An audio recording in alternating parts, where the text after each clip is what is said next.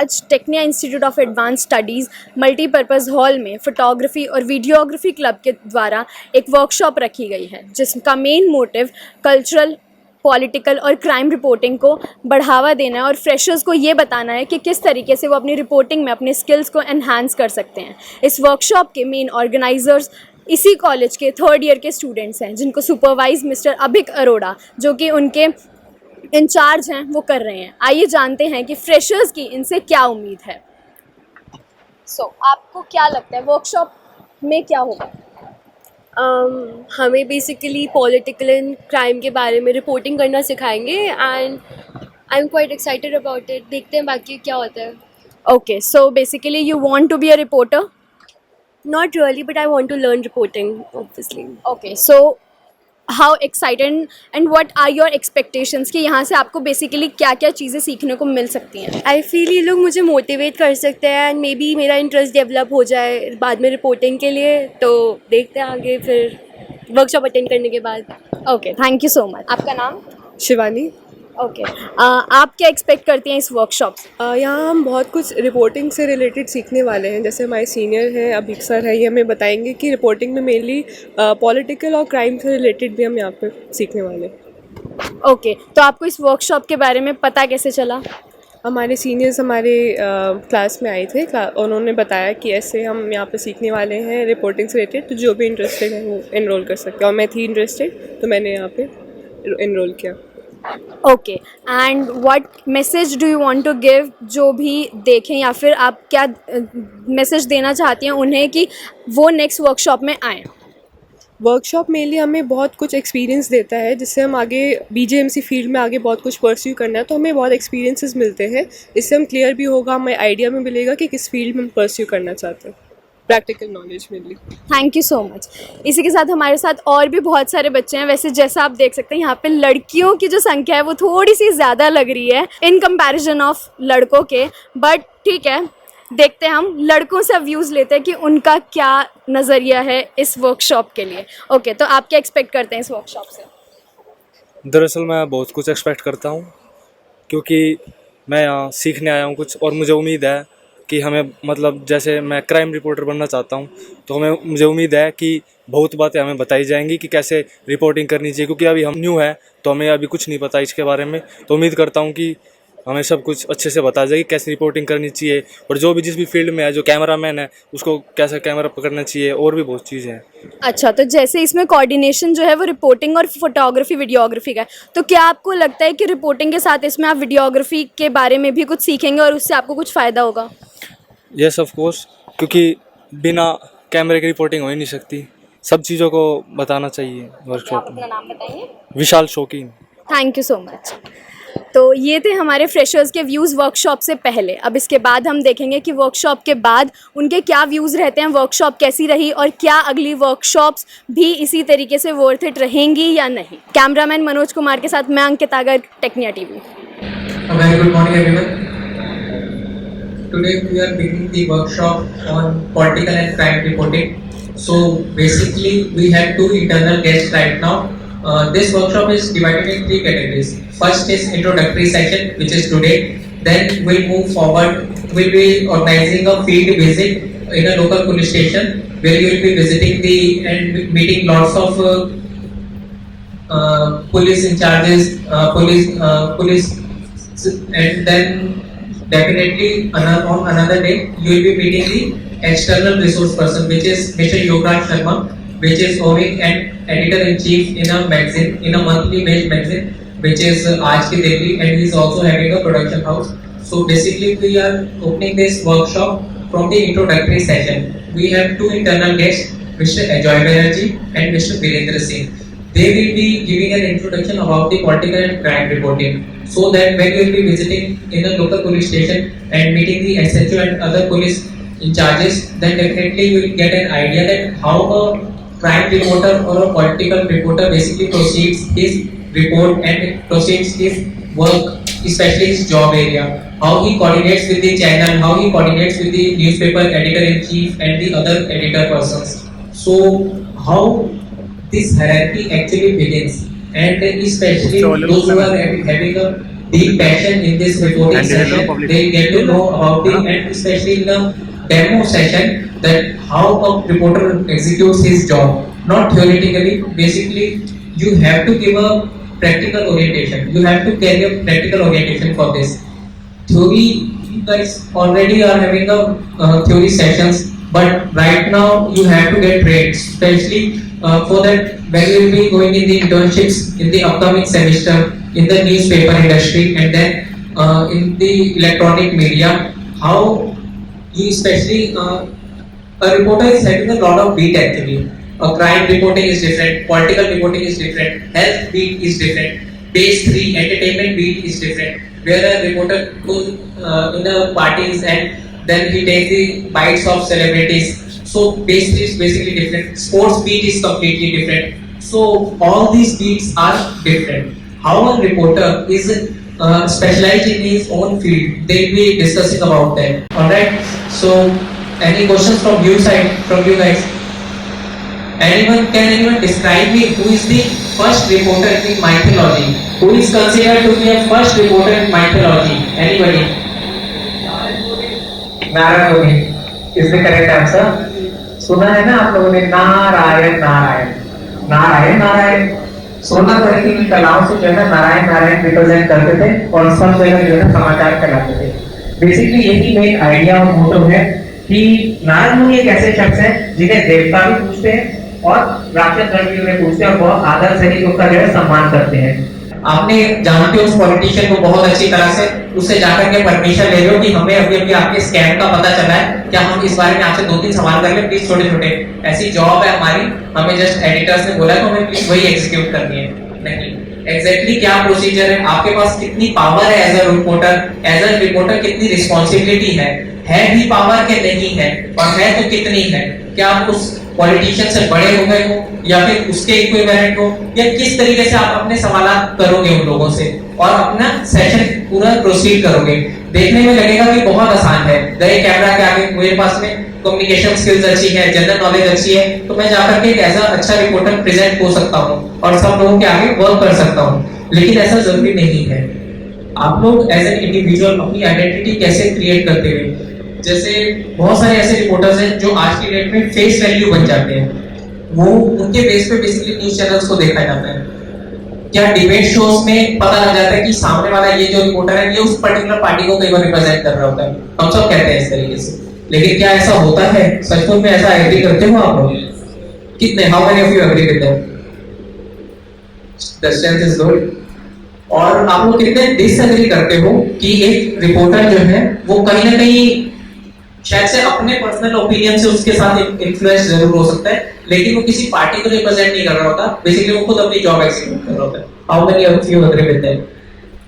आप लोग कितने एग्री करते हो कि एक रिपोर्टर को जो है बायस होना चाहिए कभी, या बिल्कुल भी नहीं होना चाहिए?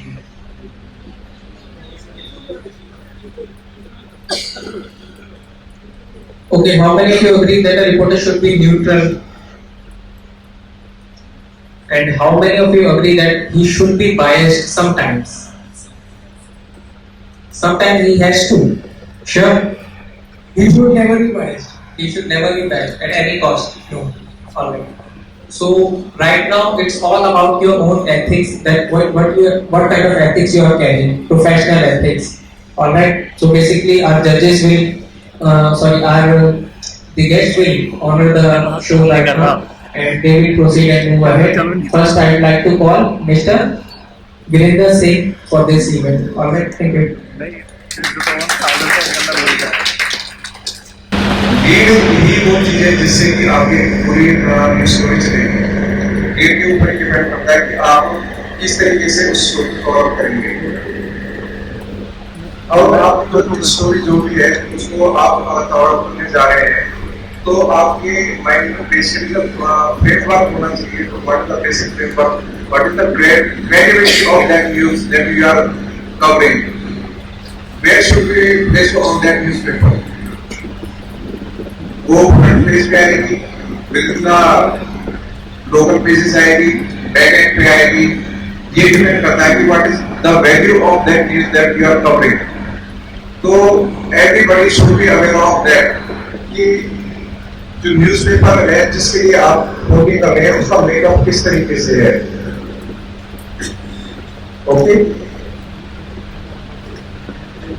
Now, there are certain type of different type of bad news. These are some type of companies that cause accidents, corruption scams, different type of fights between gang wars, between the two groups, kidnap stories, murders,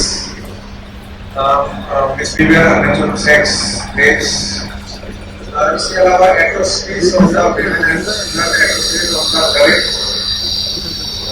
government provides we have president of is there, cyber crimes are there. अभी एक news आई थी Indian के अंदर चूहे घुस गए और उन्होंने वेबसाइट आउट कर दी. तो स्टार्टिंग में अगर आप सिंगल न्यूज़ देखें तो ये जस्ट एक न्यूज़ है, लेकिन if we go follow up this story, then it comes under a crime as well as investigative. How? Because there are certain technical terms related with that story. Some people have started to make that group, but when we go with the technical process, we find that this can't be possible.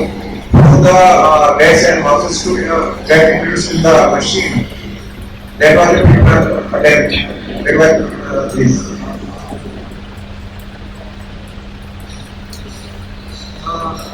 I want to tell you what to and how to when you are doing the bad reporting.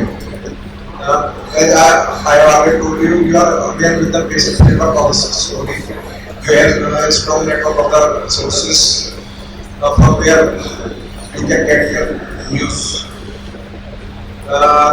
You have a know for the news. Everybody know for the news. Means you have the sense. You have the sense what should be a news story is.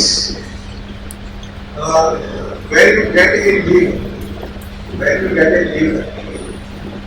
खास करके अब हम newspaper से बात करें तो lead कई होती है, जो हेडलाइंस है वो अपने आप में पूरी की पूरी स्टोरी होती है. In today's time we are not the news readers, we are the scanners. We just scan the headlines and go. ये हमने पूरा न्यूज़पेपर पढ़ लिया. What should be? The headlines must be simple and short. किस लोग उसमें affine of that should be not sensational. वो कैची होनी चाहिए लेकिन sensational नहीं होनी चाहिए. स्पॉट होनी चाहिए, स्टेट एंड फॉरवर्ड होनी चाहिए. When we are going to build up a story, we will cover the practice style.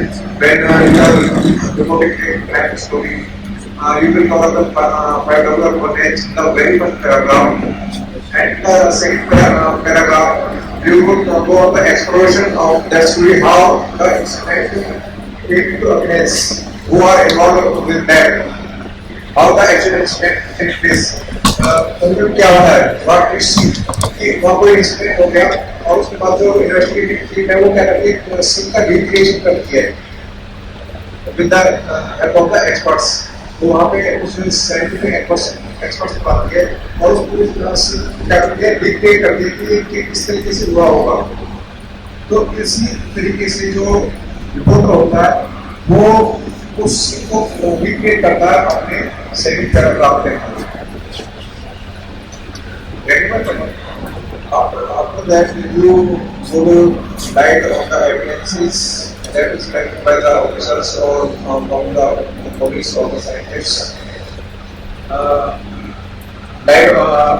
You will light on the witnesses, opinions of the neighbors.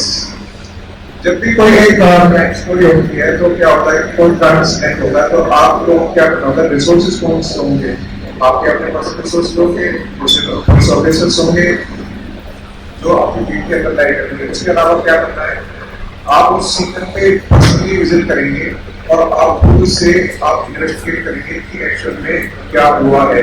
ठीक है, तो अलग अलग लोगों से आप उनके राय लेंगे हाउ दिस हैपन। तो आस पड़ोस के जो लोग होते हैं वो एक्चुअल में बताते हैं कि एक्चुअल में है क्या। विक्टिम्स जो होते हैं उनकी स्टोरी कुछ और होती है और एक्यूज जो होते हैं उनकी स्टोरी कुछ और होती है। बट कहते हैं ना समटाइम्स क्या होता है, जो छोटे बच्चे होते हैं ना वो एग्जैक्टली ट्रुथ बताते हैं। जो छोटे बच्चे होते हैं वो ट्रुथ बताते हैं, आपके पड़ोसी बताते हैं कि एक्चुअल में हुआ क्या है। They are the unbiased and this is what कि हमें अनबायस्ड तरीके से अपनी स्टोरी करना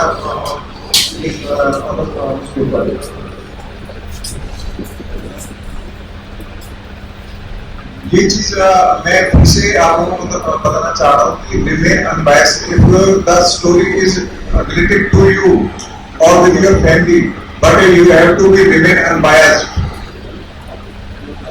दिस इज योर एथिक्स। अगर आप एक रिपोर्टर बनना चाहते हैं तो उस केस में भी अगर आपकी जो स्टोरी है वो किसी भी तरीके से आप लोगों से इन्वॉल्व है तो उस केस में भी आपको अनबायस्ड ही रहना है। Forget everything कि आप अनबायस्ड रहेंगे। In the daily debate so many things कि जो एंकर है वो किसी पार्टी के लीडर को सॉल्व कर रहा है, उसका लोगों को भी लगता हो कि ये बयास हो गया है। And it happens. But I was the third centre और मीडिया एजुकेटर्स एट जयपुर। तो वहाँ इस चीज पे फोकस किया गया था कि जो हम लोग आप लोगों को पढ़ा रहे हैं तो आप लोगों के अंदर अपने एथिक्स डालनी है, अनबायस्डनेस डालनी है। और वो कब आएगी जब आप लोग इस चीज को सेंस बहुत अच्छे तरीके से समझेंगे कि अनबायस्डनेस कैसे रहेगी, what should be there in school. Student the media ethics, media laws, there are certain laws, there are limitations on you when you are doing a crime reporting. You need freedom of speech. Everybody has freedom of speech, but when you are a reporter, आपके यहाँ freedom of speech तो है, but you are abide by the law. आपको उस चीज पे there are certain laws and sections in the IPC that I will tell you. क्योंकि अभी क्या हुआ था रिसेंटली ये पड़ेगा सैको एक न्यूज स्टोरी चली थी एक महाराष्ट्र के ऊपर,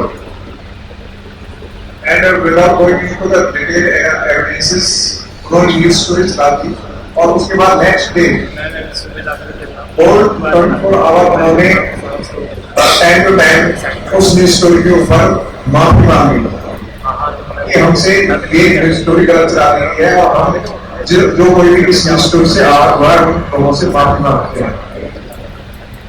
तो ये चीज आप ध्यान रखिए कि आप जो भी न्यूज स्टोरी कवर कर रहे हैं उसकी क्रेडिबिलिटी होनी चाहिए, ऑथेंटिसिटी होनी चाहिए। Authenticity should be checked with the officials, with the police, with the hospital. अगर कोई मर्डर हुआ है, कोई एट्रोसिटी हुई है, तो आप पुलिस स्टेशन से कंफर्म करेंगे। जहाँ पर मेडिकल हुआ है, वहाँ से हॉस्पिटल में जाकर कंफर्म करेंगे कि कहाँ जो कहेंगे। You should be aware of the different IPC sections कि इस तरह की जो कहेंगे, इस तरह का सीन अगर हुआ है तो कौन सी धारा उसके ऊपर लगेगी। एक क्राइम रिपोर्टर के पास ये नॉलेज भी होनी चाहिए।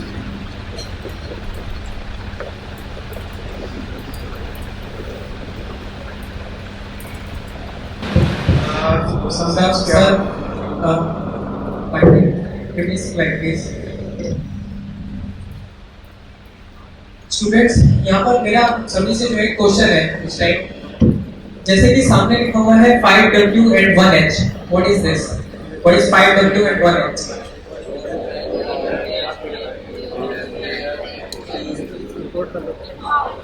कब, कैसे, कहाँ, क्यों, कौन, ठीक है। इसमें जब आप कभी भी फर्स्ट पैराग्राफ बनाते हो किसी भी स्टोरी का, आप लोगों की सबसे पहले तो हेडलाइन कैची होनी चाहिए। लीड हमारा जो है ना फर्स्ट पैराग्राफ वो सबसे ज्यादा कैची होना चाहिए। अब सबसे पहली बात आप लोगों के जैसे कैची बट नॉट सेंसेशनल, सबसे एक लाइन लिखी गई है। कैची से मतलब मैंने एक बार दिल्ली आज तक कहीं कोई मैं एक स्टोरी देख रहा था, उसमें लिखा हुआ था हो गई सलमान की शादी और आगे लिखा हुआ था एक्सक्लेमेशन मार्क। बहुत सिंपल है, आप लोग उसको देखते ही पूरा का पूरा एक न्यूज पैकेज डिजाइन हो गया। तो और सेम ऐसी चीज जो है आप लोग की न्यूज़पेपर्स में भी होती है, सिर्फ हेडलाइंस और उसकी पिक देखकर ही पूरा का पूरा आप लोग की स्टोरी कई बार पिक जाती है। तो ये बेसिकली है क्या आप उसकी कोई लिमिट रख सकते हो कैची रखने की? अगर कैची उसको रखना है तो हो सकता है थोड़ा सेंसेशनल भी हो जाए, और अगर सेंसेशनल की लिमिट क्रॉस हो गई, सनसनीखेज जिसको कहते हैं, तो वो येलो जर्नलिज्म का पार्ट हो जाएगा। Now what is yellow journalism? सनसनीखेज बेसिकली, जो कि इंडिया में प्रैक्टिस के लिए अलाउड बिल्कुल भी नहीं है, लेकिन स्टिल अगर आपको इंटरेस्टिंग और कैची बनाना है इसको तो आप किस हद तक कर सकते हो? कोई भी एनीबॉडी, मैं आप लोगों को 2 मिनट देता हूं सभी को। एक मेरे पास में कोई भी कैची सी हेडलाइन बताओ, कोई भी अपडेट 3 महीने के आसपास की न्यूज स्टोरी की, लेकिन वो हेडलाइन इतनी कैची हो कि उसको देखकर न्यूज़पेपर या न्यूज़ पे कैची पूरा डिजाइन किया जा सके। कोई भी 2 मिनट है हम लोग। राहुल गांधी ने किया ऐसा वादा कि ऐसी मशीन लगाऊंगा, आलू डालो और सोना निकलेगा। काइंड ऑफ स्लोगन हो गया पूरा, but sounds good, but slogan है। Karma work in Kenya. Karma work in Kenya. Exclamation mark.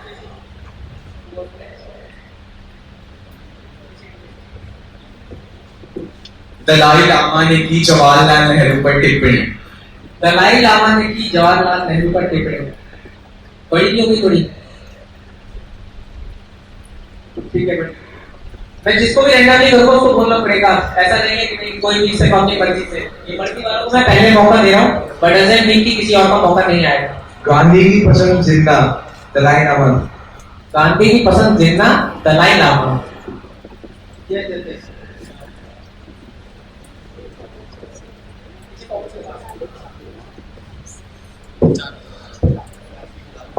Rahul Gandhi ने कढ़ाई लंदन में भेज दी। किसकी? अपनी। ये अच्छा है, कैची हेडलाइन बनानी हो ना, तुम्हारे पास में ब्रांड एम्बेसडर कर दिया है राहुल गांधी, कहीं पर भी हो एक पप्पू नाम फिट करके कहीं पर भी कैची हेडलाइन बना दो, है ना? बट नो, आप लोगों को देखना होगा कि कहाँ पॉजेस है एंड कहाँ फुल स्टॉप है। नेक्स्ट मैं इस टाइम यूज कर रहा हूँ ये अमृता, ये सब अमीशा।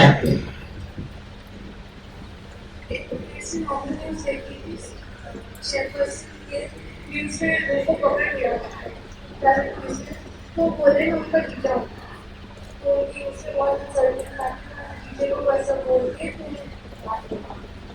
पता नहीं यहाँ डिजाइन चल रहा है, हेडलाइन बनानी थी लेकिन गलत बात। हेडलाइन ऐसा शॉकिंग मत हुआ करो, मैं किसी को भी बोल सकता हूँ।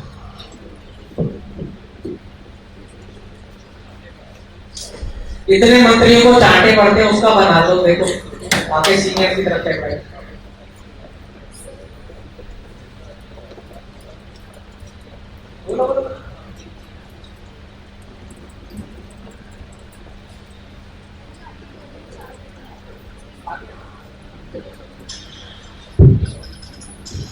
फारूक अब्दुल्ला ने बोला भारत माता की जय, कश्मीर को नहीं पढ़ने दिएगा नवाब।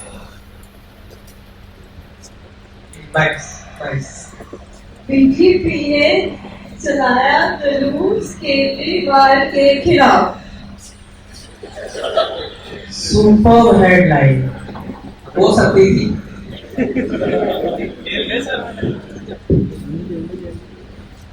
एक लड़की को दूर रखा गया उसकी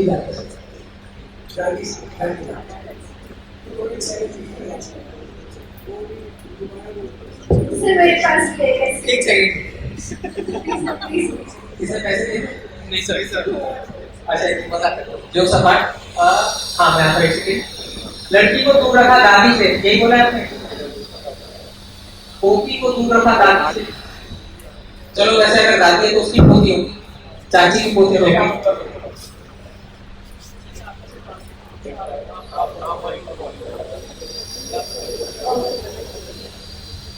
3 years after father dies, his son is born. Hi, it was the news. बढ़िया बढ़िया.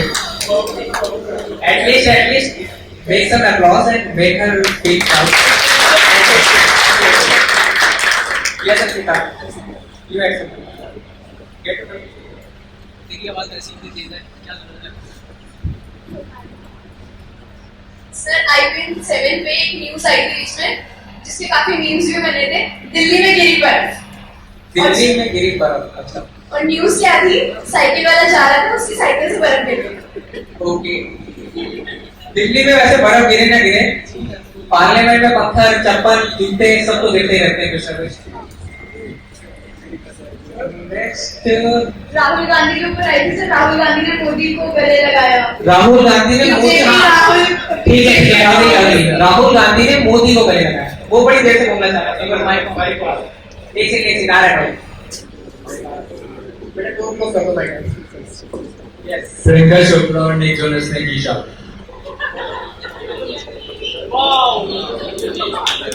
किसी की शादी बहुत बड़ी हेडलाइन बन जाती है ना. Excuse me.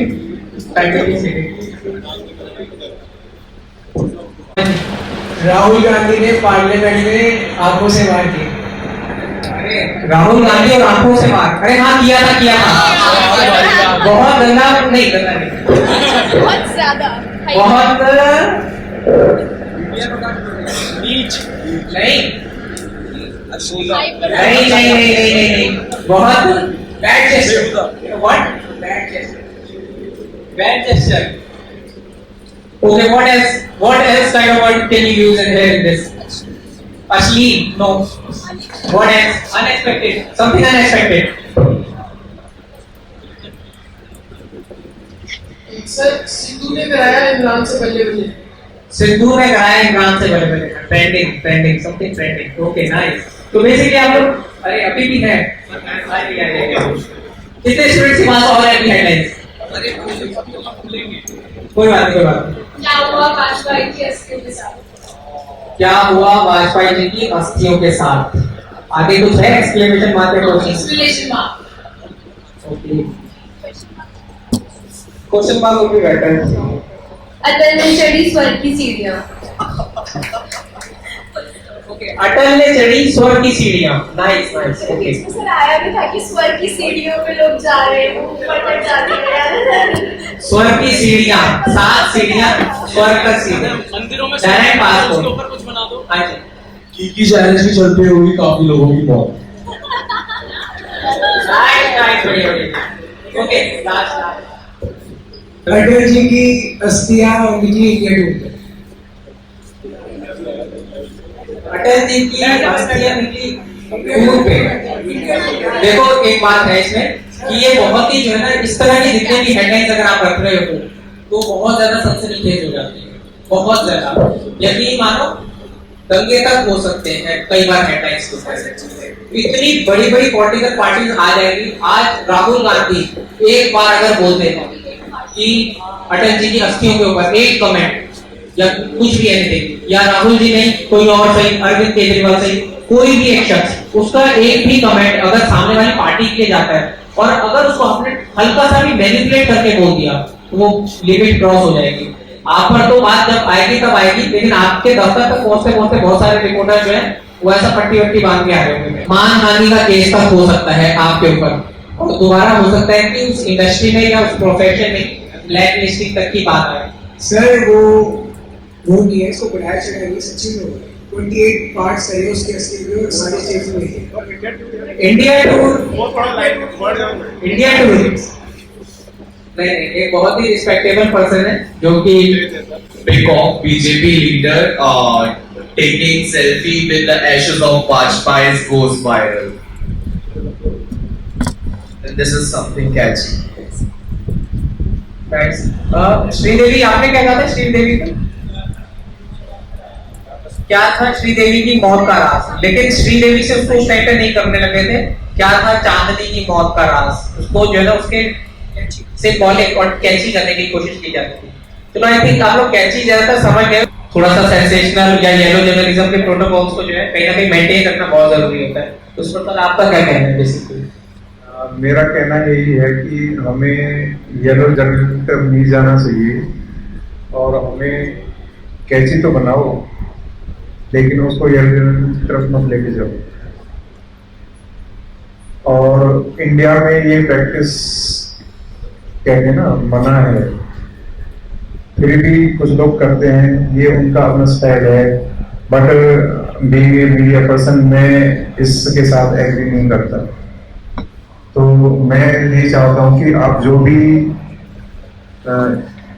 हेडलाइंस बनाए उसको सिंपल रखें, शॉर्ट रखें और कैची रखें, बट उसमें सेंसेशनल इस तरह से ना हो कि किसी को हर्ट करे।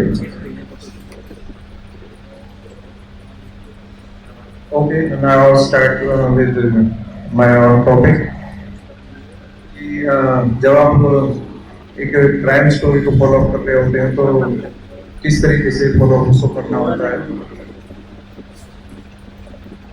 समटाइम्स क्या होता है कि कोई भी क्राइम इंसिडेंट होता है तो विद इन 1 और 2 डेज और वो खत्म हो जाता है, उसकी स्टोरी भी एंड हो जाती है।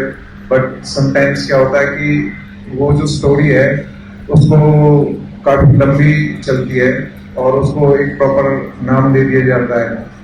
जिस तरह से आपने देखा होगा कि निर्भया कांड या तनु कांड या स्टैम्प पेपर स्कैम जो अब्दुल करीम तेलगी जी ने क्यों किया था, इस तरीके से उसका एक पर्टिकुलर फोटो ले लिया जाता है और उसके ऊपर उस कैची वर्ड को लिख दिया जाता है जिससे वो न्यूज स्टोरी अपने आप में जानी जाती है।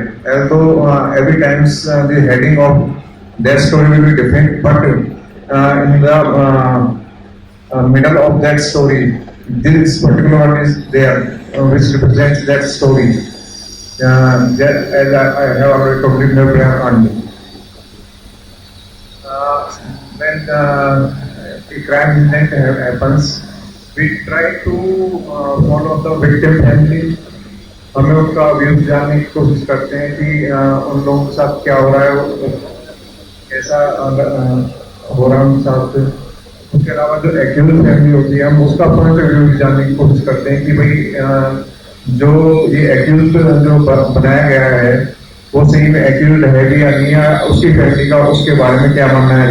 अगर मैं निर्भया कांड की बात करूँ तो जो लड़के उसमें इन्वॉल्व थे तो उनकी फैमिली जो थी वो उसको किसी तरीके से एक्यूज मानने के लिए तैयार थी। They are supporting their child क्योंकि उन्होंने इस तरह की किसी इंसिडेंट को अंजाम नहीं दिया है।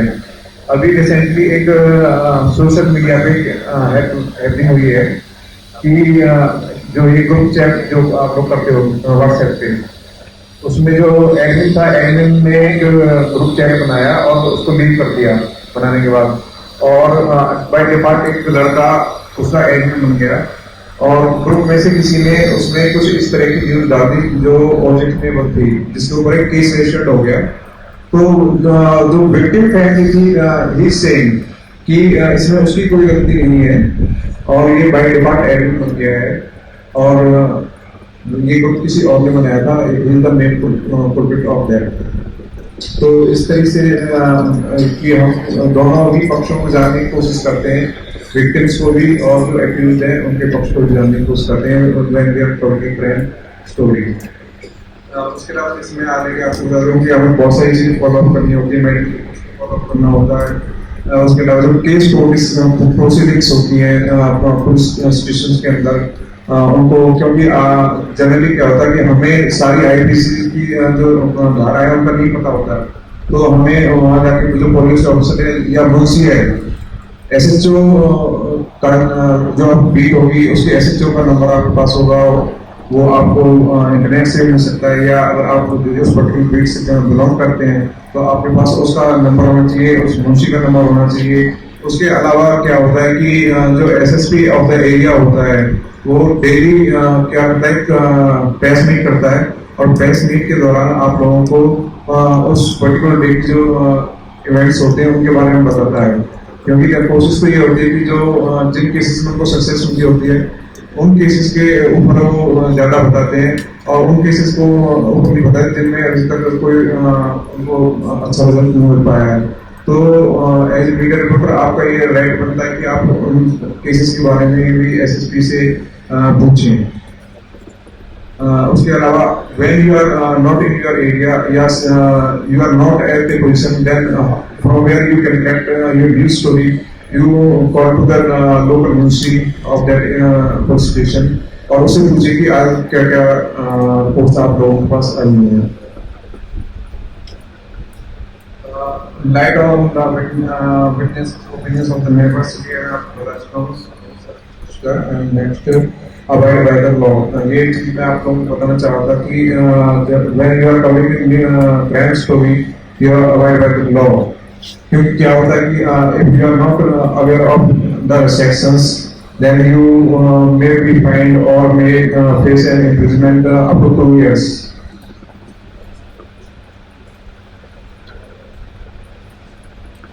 When you are telling the story, don't cross your limit, remain abide by the law। Article 19 of section 2 lays down restrictions on reporting freedom of speech, which if you cross that, you are be punished for that। Don't try to defame anybody with your story without any proof। तो basically क्या होता है कि मैंने आपको बताया कि जो भी न्यूज स्टोरी आप कवर आउट करते हो उसकी क्रेडिबिलिटी होनी चाहिए, ऑथेंटिसिटी होनी चाहिए, बेस्ड ऑन द फैक्ट्स होनी चाहिए। अगर वो इस तरीके से नहीं होगी और जिस आपने न्यूज स्टोरी जिसको कवर अप किया है वो उसने आपके ऊपर डिफेमेशन का केस कर दिया, then you may face court proceedings दिया है और आपको लिखित में माफीनामा मांगना पड़ सकता है।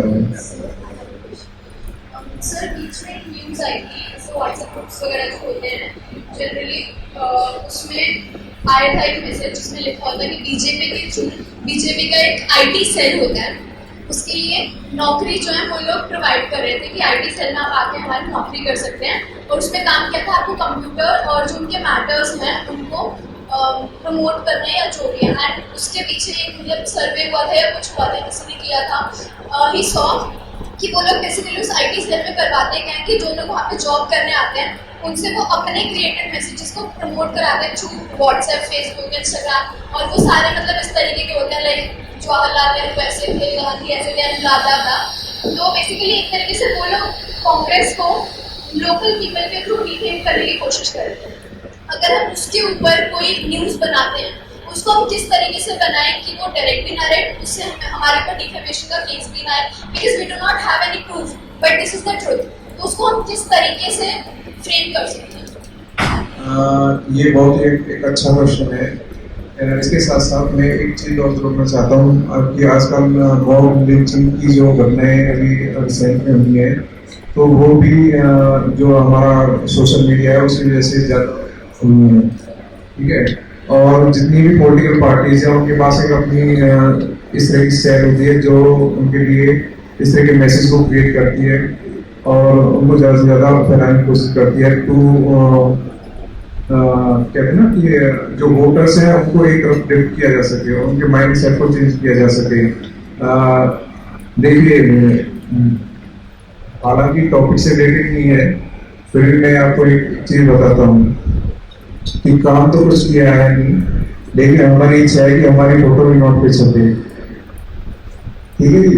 तो विद इन 4 years यही हो रहा है कि घोषणाएं तो बहुत सारी नहीं, लेकिन असलियत में एट द ग्राउंड लेवल काम कुछ नहीं हुआ। और जब तक आप किसी चीज को डिमोटिवेट या ग्राउंड टू अर्थ नहीं करोगे तो आपको राइज अप होने का मौका नहीं मिलेगा।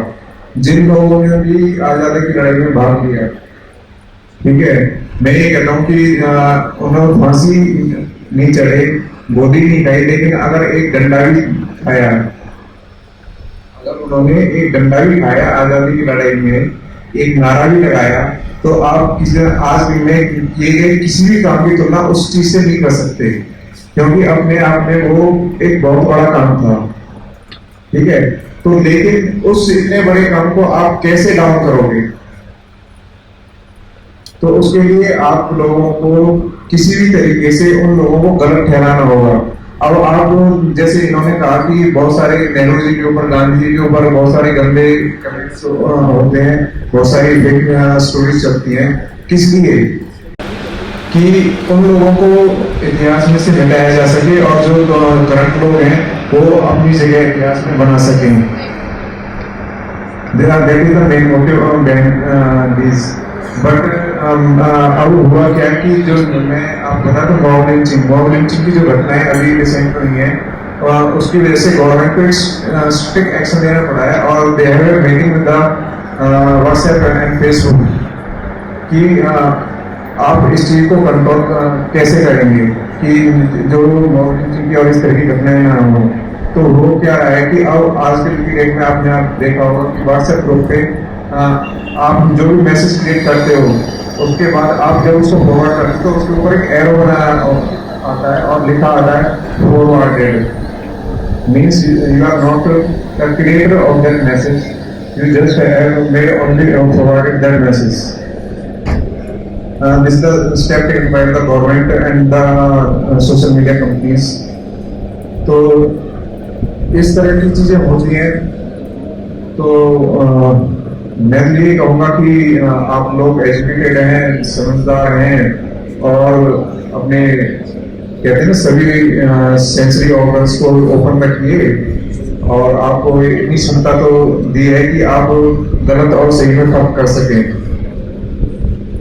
ठीक है, तो हर कंपनी का एक ही मोटिव है कि पहले तो फ्री कॉल्स दी जा रही थी, आजकल फ्री डेटा दिया जा रहा है। बट हो क्या रहा है कि they are earning money from us, क्योंकि एक सर्वे के अकॉर्डिंग इंडिया में सबसे ज्यादा जो काम होता है अर्ली मॉर्निंग के जो गुड मॉर्निंग विशेष का मैसेज होता है सबसे ज्यादा वही होते हैं।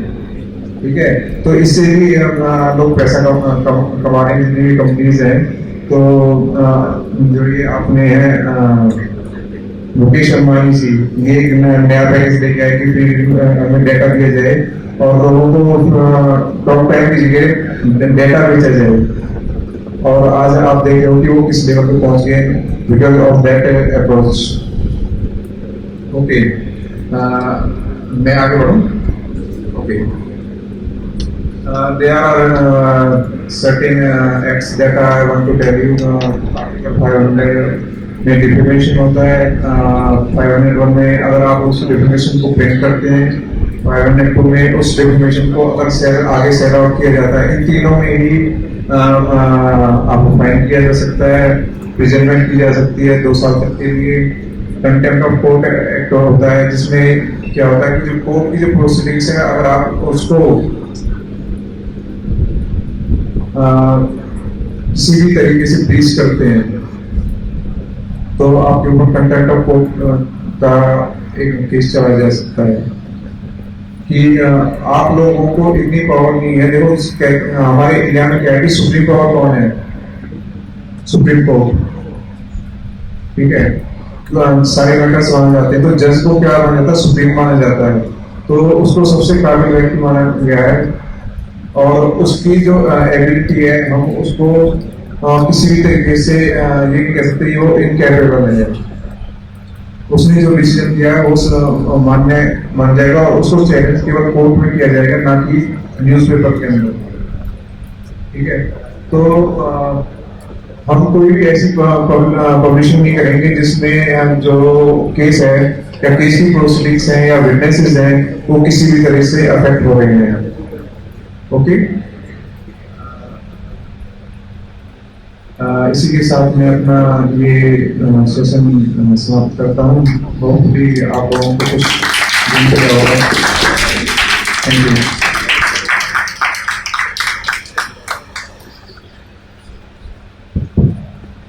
Before I call Ajoy sir to proceed the session, Hard News Beat, जहाँ पे आप अपनी इमेजिनेशन को एक लिमिट में रख के काम करते हैं, जहाँ पे आप अनबायस्ड होके काम करते हैं। एज अ जर्नलिस्ट हमारा सबसे पहला जो रूल होता है, हम अनबायस्ड होते हैं और स्केप्टिकल होते हैं। लेकिन हमने बहुत बार ऐसा देखा है, खासकर पॉलिटिकल रिपोर्टिंग में, जहाँ पे हम अनबायस होते हैं। क्या आप लोगों को लगता है कि हम लोग अनबायस रिपोर्टिंग करते हैं किसी भी पॉलिटिकल पार्टी या लीडर के लिए? कितनों को लगता है कि होती है अनबायस, जहाँ पे आपको लगता है कि किसी लीडर की ज्यादा तारीफ हो रही है या कोई चैनल ऐसा है जो किसी पर्टिकुलर पार्टी को सपोर्ट करता है? ठीक है। और कितने लोगों को ऐसा लगता है कि पॉलिटिकल पार्टी, पॉलिटिकल लीडर्स पे अनबायस स्टोरीज नहीं करता है? मतलब मैक्सिमम को ये लगता है कि हमारा प्राइवेट सेक्टर कुछ भी कर रहा है। ठीक है। देखिए, पॉलिटिकल जर्नलिज्म आपका एक्सपीरियंस चाहते हैं, जैसे मैंने कहा आपकी फील्ड होती है, आपका एक्सपीरियंस चाहते हैं। आप एकदम से फील्ड में करके पॉलिटिकल जर्नलिस्ट कभी नहीं हो सकते। आपको पता होना चाहिए आपके देश में क्या क्या लॉज हैं, आपके फंडामेंटल राइट्स एंड ड्यूटीज क्या है। हम लोगों ने एज ए रिपोर्टर बहुत बार देखा है कि हमें फंडामेंटल राइट्स एंड ड्यूटीज के बारे में नहीं पता, जो कि एक बहुत बेसिक सी चीज होती है। यहाँ तक कि कई लोगों को तो क्रिमिनल के बारे में नहीं नॉलेज है। वो इसलिए क्योंकि हम लोग कभी पॉलिटिकल बीट को फॉलो ही नहीं करते। हम लोगों को political beat as a viewer point अगर मैं बात करूँ तो बहुत बोरिंग लगती है। हम लोग हेडलाइन पढ़ते हैं, मैक्स टू मैक्स उसकी लीड पढ़ेंगे या टीवी पे टॉप स्पीड 100 में उसको देखेंगे, लेकिन कभी हमने ये जानने की कोशिश नहीं की इसके अंदर क्या चल रहा है। हम लोगों ने सिर्फ उतनी न्यूज देखी जितनी न्यूज ट्रेंडिंग में थी। हमारे स्टेटों के अंदर क्या चल रहा है, हमारे रीजन्स के अंदर क्या चल रहा है, हमने उस चीज पे कभी गौर नहीं किया। क्योंकि हम लोग खुद एक कैपिटल में बैठे हैं, इसलिए हम लोगों ने दूसरी स्टेट्स की परवाह नहीं की। मैं स्टेट्स की बात इसलिए कर रहा हूँ क्योंकि आपके हर स्टेट में आपका जो पॉलिटिकल जर्नलिस्ट होता है वो बिठाया जाता है। प्रिंट में एक ब्यूरो ऑफिस होता है। ब्यूरो ऑफिस समझते हैं क्या लगता है क्या होता है ब्यूरो ऑफिस? देखिए, ब्यूरो ऑफिस होता है कि एक न्यूज़पेपर जहाँ पे उसकी रीच नहीं होती वहाँ पे वो अपना एक टेम्पररी या एक छोटा सा ऑफिस सेटअप करते हैं जिसमें आपका एक एक्सपीरियंस रिपोर्टर होता है। और ऐसा पॉलिटिकल जर्नलिज्म में सबसे ज्यादा किया जाता है, जिससे उस पर्टिकुलर एरिया के जितने भी एमपी, एमएलए या जो भी पॉलिटिक्स से रिलेटेड न्यूज है उसको कवर करता है। दूसरी चीज पॉलिटिकल रिपोर्टिंग में अगर आप देखें तो पॉलिटिकल रिपोर्टर वो होता है जो पॉलिटिकल पार्टी खुद भी हायर करती है। आपके जैसे बीजेपी है, कांग्रेस है, उसमें आपके अपने भी पॉलिटिकल रिपोर्टर्स होते हैं जो इंफॉर्मेशन देते हैं टीवी को और दूसरे मास मीडिया। पॉलिटिकल जर्नलिज्म की सबसे बड़ी चीज होती है कि आपको लैंग्वेज पे कमांड आनी बहुत जरूरी है, और ये किसी भी रिपोर्टिंग का सबसे पहला स्टेप है। आप चाहे हिंदी पत्रकारिता की बात करें, चाहे आप इंग्लिश जर्नलिज्म की बात करें, आपको लैंग्वेज पे कमांड आनी बहुत जरूरी है। आपको पता होना चाहिए आपको कौन सा मिनिस्टर कौन सी मिनिस्ट्री संभालती है। हम लोग मैक्सिमम आईएमबी मिनिस्ट्री जानते हैं, स्पोर्ट्स मिनिस्ट्री में जानते हैं, जल मंत्रालय रखते हैं, लेकिन बाकी और भी मंत्रालय होते हैं जिनके हमें नॉलेज। पॉलिटिकल जर्नलिज्म में आपको एक चीज का बहुत सबसे ज्यादा क्या ख्याल रखना होता है कि आप कुछ भी अगर कैची बना रहे हैं उससे कोई डिफेम हो। देखिए, जैसे ही आप डिफेमेशन इम्पोज करना शुरू करते हैं किसी पे, इसका मतलब आप उसे चैलेंज करते हैं। आप किसी भी पॉलिटिकल लीडर को फेस टू फेस चैलेंज नहीं कर सकते, चाहे वो बड़े से बड़ा एडिटर हो, प्रोड्यूसर हो या कोई भी हो। आप एकदम से कभी किसी को चैलेंज नहीं कर सकते, और ये पॉलिटिकल पार्टी का या पॉलिटिकल जर्नलिज्म का सबसे पहला उसूल होता है। क्योंकि देखिए, आपको freedom of speech and expression दिया जाता है आर्टिकल 19(1)(a)। हम लोगों को क्या दिया जाता है? Freedom of speech and expression, जिसमें हम कुछ भी चाहते हैं, कुछ भी रखें, वो हमारी मनमर्जी होती है। लेकिन इसका ये मतलब नहीं है आप जर्नलिज्म में कुछ भी करते हैं। अब जैसे मान लीजिए न्यूज चल रही है नरेंद्र मोदी, तो आप उनके आगे प्राइम मिनिस्टर रखें, क्योंकि उनको आपको उसका रेफरेंस देना होता है। आप उनको वैसे नहीं बोल सकते नरेंद्र मोदी जी मेरा पड़ोस का, ऐसा थोड़ी होगा कि कोई पड़ोस का चाय वाला थोड़ी। आपको उनकी रिस्पेक्ट करनी पड़ती है। बहुत लोग न्यूज पेपर ऐसे होते हैं, वो तो ऐसे भाई बन जाते हैं, बस मोदी को मेरे बगल का ऐसा नहीं है। दूसरी ओर जब हम क्राइम की बात करते हैं, क्राइम रिपोर्टिंग में एक चीज आपको सबसे पहले ध्यान रखनी है कि क्राइम और इन्वेस्टिगेटिव जर्नलिज्म दो अलग फील्ड होती है।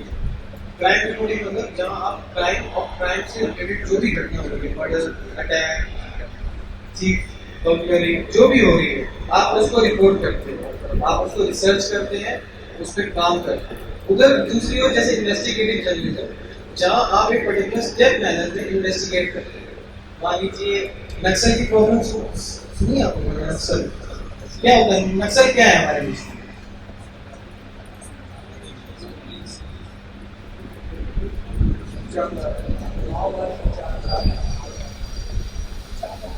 बिल्कुल सही। और क्या लगता है नक्सल?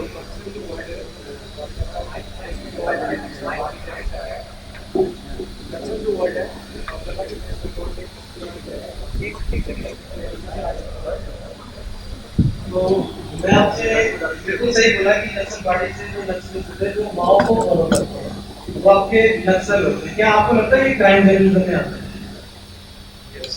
क्राइम में भी आता है, पॉलिटिकल ग्रुप में भी, पॉलिटिक्स में। ये क्यों लगता है कि ये क्राइम और पॉलिटिक्स दोनों में? कि इससे पॉलिटिकल प्रोपेगेंडा भी बनाया जाता है, सबसे ज्यादा इलेक्शन में भी यूज किया जाता है। और क्राइम इसलिए आएगी क्योंकि इंडियन आर्मी है, वो जितना मतलब फेवर कंट्रीज के थ्रू नहीं पड़ती, मतलब मारा जाता है, उससे ज्यादा हम लोग नक्सल में, जैसे छत्तीसगढ़ में सुकमा में इधर 38 आर्मी जवान को मार दिया गया। ये सब देखिए, एक बात मैं आपको छोटा सा समझाऊं। अगर आपकी आर्मी, आपकी नेशन में कहीं पे भी टेररिस्ट अटैक हो रहा है, कुछ भी हो रहा है, वो आपका क्राइम नहीं है, वो आपके इन्वेस्टिगेटिव जर्नलिज्म में आता है, जहाँ पे आप उस पर्टिकुलर फैक्ट्स एंड फिगर्स को इन डेप्थ से रीड एंड रिव्यू करते हैं और फिर उसको पब्लिश करते हैं। ये गलती बहुत बार होती है कि हम ये सोच लेते हैं कि टेररिस्ट जो होते हैं आपके क्राइम में आते हैं, वो क्राइम कर रहा है, लेकिन उसकी जो पीछे जो हम रिपोर्टिंग कर रहे हैं एज अ रिपोर्टर, वो इन्वेस्टिगेटिव क्राइम में मतलब जैसे दामिनी का केस की चलती बस में एक लड़की का देर रात को रेप हो गया, जिसकी वजह से एक ऐसा एजेंडा बना जिसकी वजह से पूरे वर्ल्ड में इंडिया की नाम।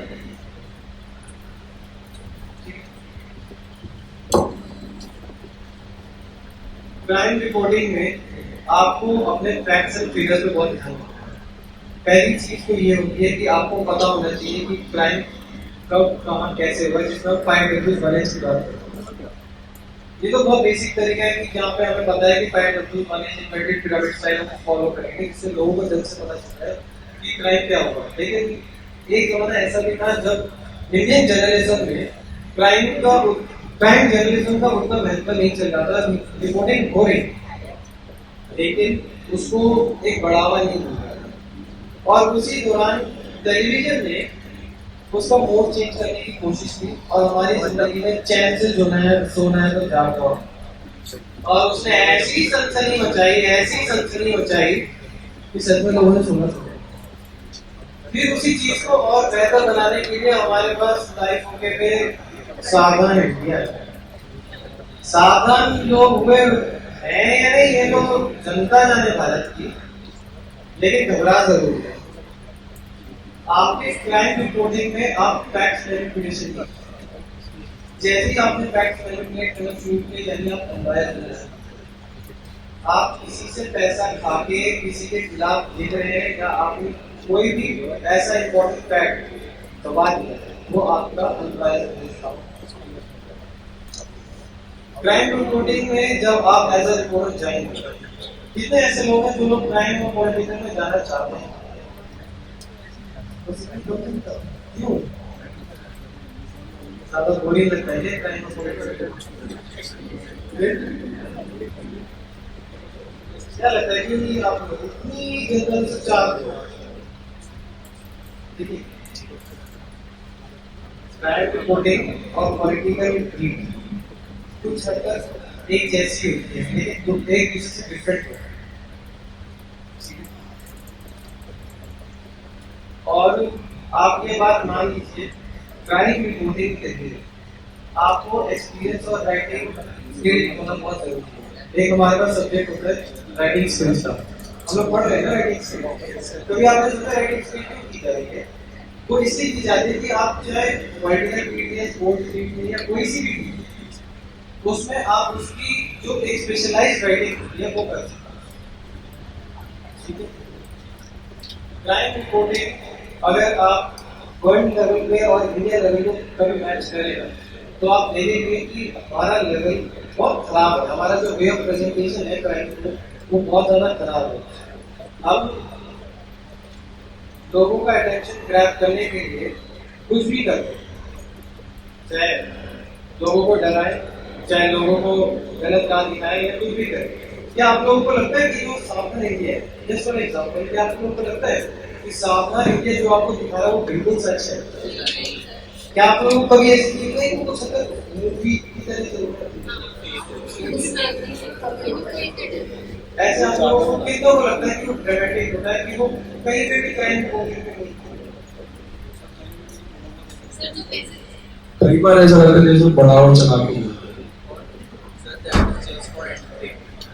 एंटरटेनमेंट और not basically entertainment but हाँ somehow ऐसे काम होता है कि जो मैसेज को देना चाहते हैं ना एक्चुअल में वो मैसेज जाता है जो मैसेज वो देना चाहते हैं हाँ बेसिकली जो मैसेज को देना चाहते हैं वो जान लिया somehow कुछ और जाता है उसकी जगह मतलब लोग क्या डर जाते हैं या ज्यादा ही एक्स्ट्रा मतलब अब गर्ल्स को लेके ज्यादा ही एक्स्ट्रा केयरिंग शुरू हो जाती है फैमिली में सही बात बोली पॉजिटिवनेस शुरू हो जाती है गर्ल्स को लेके पॉजिटिवनेस जो है सावधान इंडिया क्राइम पेट्रोल के बाद कुछ घर वाले अब बिना 8 बजे के बाद घर से सर उसमें लोगों के दिमाग में नेगेटिविटी लेके आती है। लोगों के देख ये सबसे बड़ा पॉइंट है कि हमारी क्राइम जर्नलिज्म में नेगेटिविटी और ये फैक्ट है। हम अगर इंडियन मीडिया में कभी देखें कि क्राइम जर्नलिज्म जो क्या कर रहा है वो फैक्ट जो बता रहा है तो बता ही रहा है लेकिन एक नेगेटिविटी क्रिएट कर रहा है।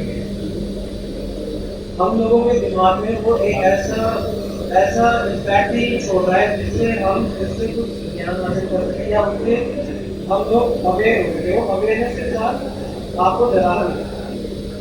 जब आपको पता है मीडिया को एजेंडा सेट करना बहुत अच्छा है क्योंकि जब तक आपका मीडिया एजेंडा सेट नहीं होता तब तक एक ही बोलेगा बहुत लंबे वक्त तक नहीं कर सकते। इसीलिए ऐसे जब आप देखोगे बड़े बड़े क्राइम सीन होते हैं एक ही न्यूज़ को 5 बार दिखाएंगे और आप अलग अलग चैनल पर जाके देखिए उसको अलग अलग तरीके से मरोड़ा जाता है। हर किसी का फैक्ट एक दूसरे से अलग होता है। कभी आपने सोचा कि ऐसा फैक्ट क्यों लगा? सर सावधान इंडिया वगैरह मेरे अकॉर्डिंग से और आइट क्रिमिनल्स को आइडियाज भी मिलते हैं और क्राइम्स के ये जो पॉइंट इन्होंने यहाँ पे रखा है वो बिल्कुल जेन्युइन पॉइंट है। लेकिन क्राइम चाहे ड्रामेटिक तरीके से पेश किया जा रहा है या क्राइम रिपोर्टिंग आप अपने मन से कर रहे हैं, हमें क्रिमिनल्स को आइडिया नहीं देना कि कैसे क्या होता है। जब से हमारे यहाँ पे प्राइवेटाइजेशन में सावधान इंडिया सनसनी और ये सब करना शुरू किया था हमारे साथ प्रॉब्लम ये हुई कि क्रिमिनल्स भी उतने अवेयर हो गए जितनी की। अब उस अवेयरनेस से अगर आप देखें हमारा जो क्राइम रेट है वो बढ़ता जा रहा है। क्राइम रिपोर्टिंग करते वक्त आपको एक चीज का सबसे ज्यादा ध्यान ये रखना है कि आप एकदम से किसी को गिल्टी नहीं फील कर सकते जब तक उसको कोर्ट में मुकदमा लड़के कोर्ट में उसको गिल्टी ना आप अपने मन से ऐसा कभी नहीं कर सकते। और कोर्ट की जब हम बात करेंगे क्राइम रिपोर्टिंग में तो आपको एक चीज का ध्यान और रखना होता है कि जब आप कोर्ट की प्रोसीडिंग करें चाहे आप हाई कोर्ट में सुप्रीम कोर्ट में क्राइम रिपोर्टर कुछ भी ऐसा पब्लिश या व्यू नहीं दे सकता जो ऑलरेडी कोर्ट ने बताया है। मीन्स जब तक कोर्ट नहीं कहती कि इसे पब्लिश करो और लोगों को बताओ तब तक आप उसे पब्लिश करो। हमारे यहाँ पे जर्नलिस्ट टीआरपी बढ़ाने के लिए रिपोर्टिंग करने के लिए कुछ भी कर जाते हैं इसलिए उस पर कंटेंट ऑफ कोर्ट है। जब कोर्ट अपना मानहानि लगाना शुरू कर देते जहाँ आपको डिफेंड करना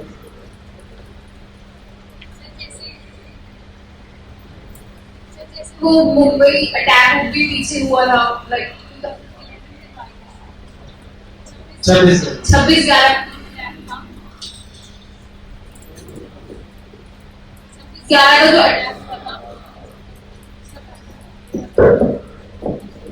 26/11 26/11 का जो अटैक हुआ था उसमें वो पूरी उन्होंने न्यूज कवर करके टीवी पे शो करी थी, बट एक्चुअल में उसको शो नहीं करना चाहिए क्योंकि समहाउ टेररिस्ट जो है वो पूरा इन्फॉर्म हो रहे थे कि जो इंडियंस की तरफ से क्या प्रिपरेशन हो रही है पूरी उस सिटी को सेव करने के लिए, जो कि मीडिया रॉन्ग वे में लेकर कवर करती थी। जैसे इन्होंने बताया कि 26/11 का जब अटैक बॉम्बे ताज होटल पे हुआ था और जिसमें हजारों लाखों लोग मर गए, तो उसमें कहीं ना कहीं हमारी मीडिया की भी गलती। देखिए, जब ऐसी टेररिस्ट एक्टिविटीज या कोई भी वॉर की सिचुएशन होती है, आपकी जो INB information and broadcasting ministry है, पता है ना, तो INB मिनिस्ट्री होती है हमारी, उनका ये फर्ज होता है कि वो सबको जो है क्लोज करें। आप कोई भी ऐसी घटना नहीं दिखा सकते जो आपके इंडियन सोल्जर या इंडियन आर्मी कर रही है। लेकिन उस दिन 26/11 में हम यहाँ पे बहुत बुरी तरीके से लेट होते हैं। लेकिन एक दिक्कत और आप ये देखिए कि हमारे यहाँ के जो रिपोर्टर उन्होंने TRP बढ़ाने के लिए अपने चैनल को लाइव रिपोर्टिंग ब्रेकिंग देने के लिए अपना सबसे इम्पोर्टेंट एथिक भूल गए, ऑब्जेक्टिव। वो पूरी तरीके से उन्होंने भूल गए और उन्होंने क्या किया, लाइव आपका टेररिस्ट अटैक दिखाया, जिसको देख के टेररिस्ट ने पलटवार और बुरी तरीके से की। ये प्रॉब्लम ऐसा रिपोर्टर हम लोग बहुत बार फेस करते हैं, लेकिन जब आप जो नए जर्नलिस्ट जो उतरेंगे, जो जर्नलिस्ट आप लोग बने, ये आपकी अपनी ड्यूटी होती है कि आप मीडिया लॉज के विदिन करने की बात करें। आपके मीडिया लॉज और एथिक्स होते हैं जिसमें आप बाउंड होते हैं, जहाँ पे आप कुछ भी एकदम से खुल के नहीं कर सकते। क्योंकि जब हमें गवर्नमेंट ऑफ इंडिया ने या वर्ल्ड मीडिया ने आर्टिकल 19 में फ्रीडम दिया था, वहाँ पे दिक्कत ये हुई कि हमने कुछ भी छापना लगना शुरू कर दिया। इससे क्या होता है कि लोगों की पर्सनल लाइफ पे भी इफेक्ट होना शुरू हो गया। लोगों की पर्सनल लाइफ, चाहे वो मंत्री हो, चाहे वो राहुल गांधी हो, चाहे वो मोदी जी, कोई भी, आखिर अंत में इंसान है, चाहे कैसा भी, उसकी अपनी पर्सनल लाइफ इफेक्ट हुई, जहाँ पे आपका येलो जर्नलिज्म बनना शुरू हुआ। और इसीलिए क्राइम पे सबसे ज्यादा रूल्स अप्लाई करते हैं, क्योंकि क्राइम रिपोर्टिंग में एक टाइम पे सबसे बड़ी प्रॉब्लम ये थी कि हम छूटते ही एज अ रिपोर्टर सामने वाले को क्रिमिनल डिसाइड कर देते बिना कोर्ट के। इससे उसके अपने पे भी मानहानि होती है। एज अ क्राइम रिपोर्टिंग, जब आप क्राइम रिपोर्टिंग की बात करते हैं, जब आप खासकर स्क्रिप्टिंग की बात करते हैं, जब आपको फैक्ट की बात करते हैं, आपको सबसे पहले as a crime reporter, as a political reporter, आपको ध्यान रखना है आपके पास एक पेन और एक डायरी की बहुत जरूरी है। आप देखेंगे मीडिया जर्नलिस्ट के पास, रिपोर्टर्स के पास एक डायरी और एक पेन हमेशा चलता है, क्योंकि उसके अंदर से कॉन्टैक्ट, उसके रेफरेंस है। आपको कौन सा रेफरेंस कब काम आ जाए वो आपको मेंटेन करके चलना होगा। दूसरी चीज हमेशा आपको ध्यान रखना है कि आप कहीं पे आप जा रहे हैं, किसी प्रेस कॉन्फ्रेंस में जा रहे हैं, किसी पुलिस की कॉन्फ्रेंस में जा रहे हैं, वहां पे आप ज्यादा से ज्यादा कॉन्टैक्ट रखें। लेकिन जब आप एज अ क्राइम रिपोर्टर, जब आप ज्यादा से ज्यादा कॉन्टैक्ट बनाते हैं तो आपको ज्यादा से ज्यादा इंफॉर्मेशन मिलनी शुरू हो जाती है। मान लीजिए आपने किसी पुलिस के कॉन्फ्रेंस में गए, आपने कवरेज करी, वहां पे पुलिस वालों से दोस्ती, ठीक है, उसी की एरिया में, उसी की चौकी पे आप क्राइम हो गया, वो क्या करेगा, उसको पब्लिश कराने के लिए आपको सबसे पहले आपके लिंक बन गया। लिंकिंग होना क्राइम रिपोर्टिंग में सबसे पहली चीज। अगर आपके पास लिंक नहीं है, आपके पास खबर एकदम से कभी नहीं होती। तो ऐसा क्राइम रिपोर्टर, ऐसा क्राइम जर्नलिस्ट, ये आपको ध्यान रखना है, आप जो भी लिंक बना रहे हैं वो वैल्यूएबल हो और लॉन्ग लास्टिंग। दूसरी चीज, जैसे कि हम लोग सभी जानते हैं, हमारे मीडिया आपस में कनेक्टेड होती है। प्रिंट मीडिया हो, टीवी मीडिया हो, न्यू मीडिया हो, रेडियो हो, उसमें जो भी रिपोर्टिंग हो रही है आप देखेंगे उसमें आपकी एक interchange.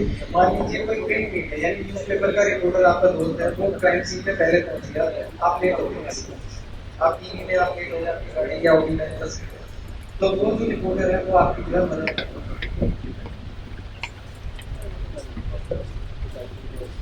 Can you please tell what basically is yellow journalism?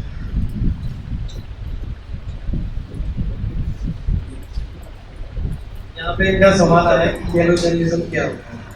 Yellow journalism का मतलब होता है जब आप अपने जर्नलिस्टिक लॉज एंड एथिक्स को भूल के कुछ भी एक्सप्रेस और स्पीच दे रहे हैं। मीन्स आप कुछ भी ऐसा काम कर रहे हैं जिसकी वजह से किसी पर्टिकुलर पर्सन की या पर्टिकुलर देश की या पर्टिकुलर समाज की डिफॉर्मेशन हो रही है, या आप कोई भी ऐसा काम कर रहे हैं जो आप कोर्ट के खिलाफ जाके कर रहे हैं, वो आपका येलो जर्नलिज्म होता है। मीन्स जहाँ पे आपने अपने मन मर्जी से कुछ भी कर दिया है और आपने फैक्ट्स एंड फिगर्स अर्नब, देखिए Arnab Goswami facts and figures को खराब कभी नहीं करता। कि हमें बहुत लगता है कि वो चीख पड़ता है, कुछ भी करता है, चिल्ला पड़ता है, वो कुछ भी कर रहा है, लेकिन वो उसकी एंकरिंग स्टाइल, वो उसकी एंकरिंग स्टाइल है कि वो एंकरिंग उस हिसाब से कर रहा है जिस हिसाब से लोग उसको सबसे ज्यादा, वो येलो जर्नलिज्म में नहीं आता। येलो जर्नलिज्म में मीन्स जैसे आपने अभी, जैसे आपने बना, जैसे मान से केजरीवाल को चाटा पड़ा, एक तो बेचारे केजरीवाल जिनको चाटा बहुत ज्यादा ही पड़ा, आपने उनकी पर्सनल लाइफ पे कमेंट कर दिया। आपने क्या किया, उनकी पर्सनल लाइफ पे कमेंट कर दिया और ऐसा कमेंट किया जिससे उनको बहुत हर्ट फील हुआ या बहुत बुरा लगा। वहां पे आपने येलो जर्नलिज्म स्टार्ट होगा, जहां आप अपनी बाउंड्रीज को पूरी तरीके से भूल के चलते। जैसे हमारे पास freedom to speech and expression है, तो लेकिन उसके साथ उसकी कुछ रेस्ट्रिक्शंस हैं। सेम जैसे हमने अभी क्राइम पेट्रोल वगैरह की बात की, सावधान इंडिया, उसमें हम एक स्टार्टिंग में वो लोग एक डिस्क्लेमर दे देते हैं, या फिर कोई भी हम बायोपिक मूवी देखते हैं डिस्क्लेमर दे देते हैं कि ये इंस्पायर्ड है बट एक्चुअल नहीं है। तो आपको लगता है कि डिस्क्लेमर में भी ऐसा कुछ होना चाहिए, एक लिमिट होनी चाहिए कि यहाँ तक ही आप उस चीज़ को एग्जैजरेट कर सकते हो? लेकिन ऐसा बहुत बार होता है, जैसे सावधान इंडिया में उसको इंस्पायर्ड का नाम देके बहुत कुछ दिखा देते हैं। यहाँ पे बात इन्होंने डिस्क्लेमर की है, डिस्क्लेमर में हम पहले जो है वार्निंग दे देते हैं कि इसमें मेरी घटना ये है, कानूनी है, ऐसे वैसे है और ये सच्ची घटना पे आता है। लेकिन जब हम सावधान इंडिया देखते हैं और फिर हम उसे देखते ही रह जाते हैं, देखते ही रह जाते हैं, मतलब देखते ही रह जाते हैं कि एक घंटे में चल गया। लेकिन जो कंसेप्ट आपका स्टोरी में चल रहा है और जो डिस्क्लेमर चल रहा है, डिस्क्लेमर देखिए इसलिए लगाया जाता है जिससे आपके ऊपर कोई सीधा कंटेंट का चार्ज ना लगे, इसलिए वो एक पहले से ही वार्निंग दे देते हैं, एक पहले से ही आपको नॉलेज देते हैं कि भैया जो भी अंदर चल रहा है उसको आराम शांति से देखें, उससे हमारा कुछ लेना देना नहीं है। इसका मतलब ये है कि चैनल डिस्क्लेमर देके अपना जान छुड़वा रहा है, लेकिन उसके अंदर जो स्टोरी चल रही है वो हम कभी डिस्क्लेमर में नहीं देते कि इसमें ऐसा ऐसा हो सकता है। वो इसलिए नहीं होता है, देखिए वो इसलिए नहीं होता क्योंकि डिस्क्लेमर आपको एक चॉइस, आप देखना चाहते हैं या नहीं चाहते। हम लोग अगर आर्टिस्ट जहाँ पे आप अपनी इमेजिनेशन को एक लिमिट में रख के काम करते हैं, जहाँ पे आप अनबायस्ड होकर काम करते हैं। एज अ जर्नलिस्ट हमारा सबसे पहला जो रूल होता है, हम अनबायस्ड होते हैं और स्केप्टिकल होते हैं। लेकिन हमने बहुत बार ऐसा देखा है, खासकर पॉलिटिकल रिपोर्टिंग में, जहाँ पे हम अनबायस्ड होते हैं। क्या आप लोगों को लगता है कि हम लोग अनबायस्ड रिपोर्टिंग करते हैं किसी भी पॉलिटिकल पार्टी या लीडर के लिए? कितनों को लगता है कि होती है अनबायस्ड? जहाँ पे आपको लगता है कि किसी लीडर की ज्यादा तारीफ हो रही है या कोई चैनल ऐसा है जो किसी पर्टिकुलर पार्टी को सपोर्ट करता है, ठीक है? और कितने लोगों को ऐसा लगता है कि पॉलिटिकल पार्टी, पॉलिटिकल लीडर्स पे अनबायस्ड स्टोरीज नहीं करता है? मतलब मैक्सिमम को ये लगता है कि हमारा प्राइवेट सेक्टर कुछ भी करता है, ठीक है? देखिए पॉलिटिकल जर्नलिज्म आपका एक्सपीरियंस है, जैसे मैंने कहा आपकी फील्ड होती है, आपका एक्सपीरियंस है। आप एकदम से फील्ड में करके पॉलिटिकल जर्नलिस्ट कभी नहीं हो सकते। आपको पता होना चाहिए आपके देश में क्या क्या लॉज हैं, आपके फंडामेंटल राइट्स एंड ड्यूटीज क्या है। हम लोगों ने एज ए रिपोर्टर बहुत बार देखा है कि हमें फंडामेंटल राइट्स एंड ड्यूटीज के बारे में नहीं पता, जो कि एक बहुत बेसिक सी चीज होती है। यहाँ तक कि कई लोगों को तो प्रीएम्बल के बारे में भी नॉलेज है। वो इसलिए क्योंकि हम लोग कभी पॉलिटिकल बीट को फॉलो ही नहीं करते। हम लोगों को political beat as a viewer point अगर मैं बात करूँ तो बहुत बोरिंग लगती है। हम लोग हेडलाइन पढ़ते हैं, मैक्स टू मैक्स उसकी लीड पढ़ लेंगे या टीवी पे टॉप स्पीड 100 पे उसको देख लेंगे, लेकिन कभी हमने ये जानने की कोशिश नहीं की उसके अंदर क्या चल रहा है।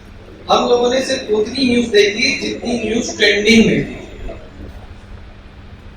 हमारे स्टेटों के अंदर क्या चल रहा है, हमारे रीजन्स के अंदर क्या चल रहा है, हमने उस चीज पे कभी गौर नहीं किया, क्योंकि हम लोग खुद एक कैपिटल में बैठे हैं, इसलिए हम लोगों ने दूसरी स्टेट्स की परवाह नहीं की। मैं स्टेट्स की बात इसलिए कर रहा हूँ क्योंकि आपके हर स्टेट में आपका जो पॉलिटिकल जर्नलिस्ट होता है वो बिठाया जाता है। प्रिंट में एक ब्यूरो ऑफिस होता है। ब्यूरो ऑफिस समझते हैं क्या लगता है, क्या होता है ब्यूरो ऑफिस? देखिए, ब्यूरो ऑफिस होता है कि एक न्यूज़पेपर जहाँ पे उसकी रीच नहीं होती वहाँ पे वो अपना एक टेम्पररी या एक छोटा सा ऑफिस सेटअप करते हैं जिसमें आपका एक एक्सपीरियंस रिपोर्टर होता है। और ऐसा पॉलिटिकल जर्नलिज्म में सबसे ज्यादा किया जाता है, जिससे उस पर्टिकुलर एरिया के जितने भी एमपी, एमएलए या जो भी पॉलिटिक्स से रिलेटेड न्यूज है उसको कवर करता है। दूसरी चीज पॉलिटिकल रिपोर्टिंग में अगर आप देखें तो पॉलिटिकल रिपोर्टर वो होता है जो पॉलिटिकल पार्टी खुद भी हायर है। आपके जैसे बीजेपी है, कांग्रेस है, उसमें आपके अपने भी पॉलिटिकल रिपोर्टर्स होते हैं जो इंफॉर्मेशन देते हैं टीवी को और दूसरे मास मीडिया। पॉलिटिकल जर्नलिज्म की सबसे बड़ी चीज होती है कि आपको लैंग्वेज पे कमांड आनी बहुत जरूरी है, और ये किसी भी रिपोर्टिंग का सबसे पहला स्टेप है। आप चाहे हिंदी पत्रकारिता की बात करें, चाहे आप इंग्लिश जर्नलिज्म की बात करें, आपको लैंग्वेज पे कमांड आनी बहुत जरूरी है। आपको पता होना चाहिए आपका कौन सा मिनिस्टर कौन सी मिनिस्ट्री संभाले। हम लोग मैक्सिमम आईएमबी मिनिस्ट्री जानते हैं, स्पोर्ट्स मिनिस्ट्री में जानते हैं, जल मंत्रालय जानते हैं, लेकिन बाकी और भी मंत्रालय होते हैं जिनकी हमें नॉलेज। पॉलिटिकल जर्नलिज्म में आपको एक चीज का बहुत सबसे ज्यादा क्या ख्याल रखना होता है कि आप कुछ भी अगर कैची बना रहे हैं उससे कोई डिफेम करें। देखिए, जैसे ही आप डिफेमेशन इम्पोज करना शुरू करते हैं किसी पे, इसका मतलब आप उसे चैलेंज करते हैं। आप किसी भी पॉलिटिकल लीडर को फेस टू फेस चैलेंज नहीं कर सकते, चाहे वो बड़े से बड़ा एडिटर हो, प्रोड्यूसर हो या कोई भी हो। आप एकदम से कभी किसी को चैलेंज नहीं कर सकते, और ये पॉलिटिकल पार्टी का या पॉलिटिकल जर्नलिज्म का सबसे पहला उसूल होता है। क्योंकि देखिए, आपको freedom of speech and expression दिया जाता है, आर्टिकल 19(1)(a)। हम लोगों को क्या दिया जाता है? Freedom of speech and expression, जिसमें कुछ भी छापे, कुछ भी रखे, वो हमारी मनमर्जी होती है। लेकिन इसका ये मतलब नहीं है आप जर्नलिज्म में कुछ भी कर दो। अब जैसे मान लीजिए न्यूज चल रही है, नरेंद्र मोदी चल रही है, तो आप उनके आगे प्राइम मिनिस्टर लगेंगे, क्योंकि उनको आपको उसका रेफरेंस देना होता है। आप उनको ऐसे नहीं बोल सकते नरेंद्र मोदी जी मेरा पड़ोस में रखा, ऐसा थोड़ी होगा कि कोई पड़ोस का चाय वाला थोड़ी। आपको उनकी रिस्पेक्ट करनी पड़ती है। कहीं बहुत लोग न्यूज पेपर ऐसे होते हैं, वो तो ऐसे नहीं बन जाते हैं, बस मोदी को मेरे बगल का कोई कुत्ता है, ऐसा नहीं होता। दूसरी ओर जब हम क्राइम की बात करते हैं, क्राइम रिपोर्टिंग में एक चीज आपको सबसे पहले ध्यान रखनी है कि क्राइम और इन्वेस्टिगेटिव जर्नलिज्म दो अलग चीज होती है। क्राइम रिपोर्टिंग मतलब जहां आप क्राइम और क्राइम से रिलेटेड जो भी घटना हो रही है, मर्डर, अटैक, चीफ बर्गलरी, जो भी हो रही है, आप उसको रिपोर्ट करते हैं, आप उसको रिसर्च करते हैं, उस पर काम करते हैं। उधर दूसरी ओर जैसे इन्वेस्टिगेटिव जर्नलिज्म, जहां आप एक पर्टिकुलर स्टेप मैनर में इन्वेस्टिगेट करते हैं। मान लीजिए नक्सल की प्रॉब्लम सुनी आपको? नक्सल क्या होता है? नक्सल क्या है हमारे देश में?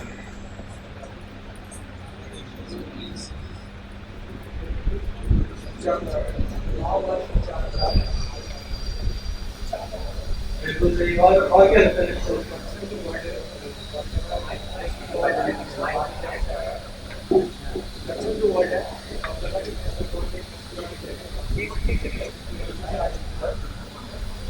तो मैं आपसे बिल्कुल सही बोला कि नक्सल पार्टी से जो नक्सलिस्ट जो माओ को फॉलो करते हैं वो आपके नक्सल होते हैं। क्या आपको लगता है कि क्राइम जर्नलिज्म में आता है? क्राइम में भी आता है, पॉलिटिकल ग्रुप में, पॉलिटिक्स। ये क्यों लगता है कि ये क्राइम और पॉलिटिक्स दोनों कि इससे पॉलिटिकल ग्रुप में डेटा भी बनाया जाता है, सबसे ज्यादा इलेक्शन में भी यूज किया जाता है, और क्राइम इसलिए आएगी क्योंकि इंडियन आर्मी है, वो जितना मतलब फेवर कंट्रीज के थ्रू नहीं पड़ती, मतलब मारा जाता है उससे ज्यादा हम लोग नक्सल में, जैसे छत्तीसगढ़ में सुकमा में इधर 38 आर्मी जवान को मार दिया गया था। ये सब देखिए, एक बात मैं आप लोगों को थोड़ा सा समझाऊं। अगर आपकी आर्मी आपकी नेशन में कहीं पे भी टेररिस्ट अटैक हो रहा है, कुछ भी हो रहा है, वो आपका क्राइम नहीं है, वो आपके इन्वेस्टिगेटिव जर्नलिज्म में आता है, जहाँ पे आप कुछ पर्टिकुलर फैक्ट्स एंड फिगर्स को इन डेप्थ से रीड एंड रिव्यू करते हैं और फिर उसको पब्लिश करते हैं।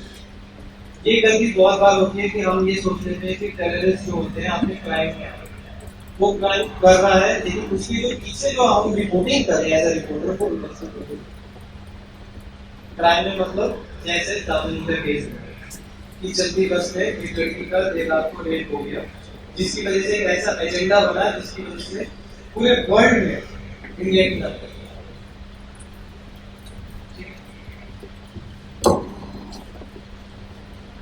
क्राइम रिपोर्टिंग में आपको अपने फैक्ट्स एंड फिगर्स पे बहुत ध्यान रखना है। पहली चीज तो ये होती है कि आपको पता होना चाहिए कि क्राइम कब कहाँ कैसे हुआ, जिसमें 5 W बैलेंस की बात करें। ये तो बहुत बेसिक तरीका है कि जहाँ पे हमें पता है कि 5 W balance inverted pyramid style हम फॉलो करेंगे, जिससे लोगों को जल्द से पता चलता है कि क्राइम क्या हुआ। लेकिन एक जमाना ऐसा भी था जब इंडियन जर्नलिज्म में क्राइम जर्नलिज्म का उतना महत्व नहीं चल रहा था, रिपोर्टिंग हो रही, लेकिन उसको एक बढ़ावा नहीं मिल रहा। और उसी दौरान टेलीविजन ने उसका मोड चेंज करने की कोशिश की और हमारी जिंदगी में चैन से सोना है तो जागो, और उसने ऐसी सनसनी मचाई कि सच में लोगों ने सुना। फिर उसी चीज को और बेहतर बनाने के लिए हमारे पास लाइव होके पे सावधान इंडिया, सावधान लोग हुए हैं या नहीं ये लोग जनता जाने भारत की, लेकिन घबरा जरूर है। आपकी क्राइम रिपोर्टिंग में आप फैक्ट्स मैनिपुलेशन करते हैं, जैसे ही आपने फैक्ट्स मैनिपुलेट करना शुरू किए, यानी आप कंबायर हो जाते हैं। आप किसी से पैसा खा के किसी के खिलाफ लिख रहे हैं या आपने कोई भी ऐसा इम्पोर्टेंट फैक्ट दबा दिया, वो आपका अनबायस्ड है। क्राइम रिपोर्टिंग में जब आप एज अ रिपोर्टर जाएंगे, कितने ऐसे लोग हैं जो लोग क्राइम और पॉलिटिकल में जाना चाहते हैं, क्यों? ज्यादा बोरिंग लगता है क्राइम और पॉलिटिकल? क्या लगता है क्योंकि आप लोग इतनी जनरल से चाहते हो? देखिए,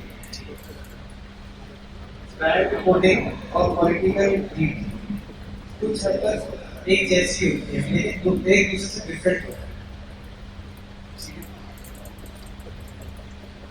और आप ये बात मान लीजिए, क्राइम रिपोर्टिंग के लिए आपको एक्सपीरियंस और राइटिंग स्किल होना बहुत जरूरी है। एक हमारे पास सब्जेक्ट होता है राइटिंग स्किल्स का, हम लोग पढ़ रहे हैं ना राइटिंग स्किल। तो ये आपने सोचा राइटिंग स्किल क्यों की जा रही है? तो इसलिए की जाती है कि आप चाहे पॉलिटिकल मीडिया, स्पोर्ट्स मीडिया या कोई सी भी, उसमें आप उसकी जो एक स्पेशलाइज्ड राइटिंग होती है वो कर सकते हैं।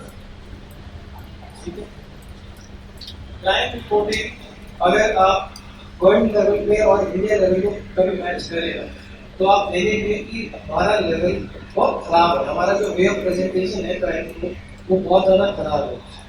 हम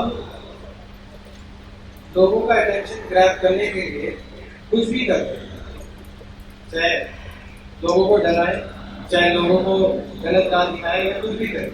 क्या आप लोगों को लगता है कि जो सावधान इंडिया है, जस्ट फॉर एग्जांपल, क्या आप लोगों को लगता है कि सावधान इंडिया जो आपको दिखा रहा है वो बिल्कुल सच है? क्या आप लोगों को कभी ऐसी चीज नहीं कुछ हद तक मूवी की तरह चलता है? ऐसे आप लोगों को कितनों को लगता है कि वो ड्रामेटिक होता है कि वो कहीं पे भी क्राइम रिपोर्टिंग पे नहीं? कई बार ऐसा लगता है जैसे बढ़ावा चला के एंटरटेनमेंट और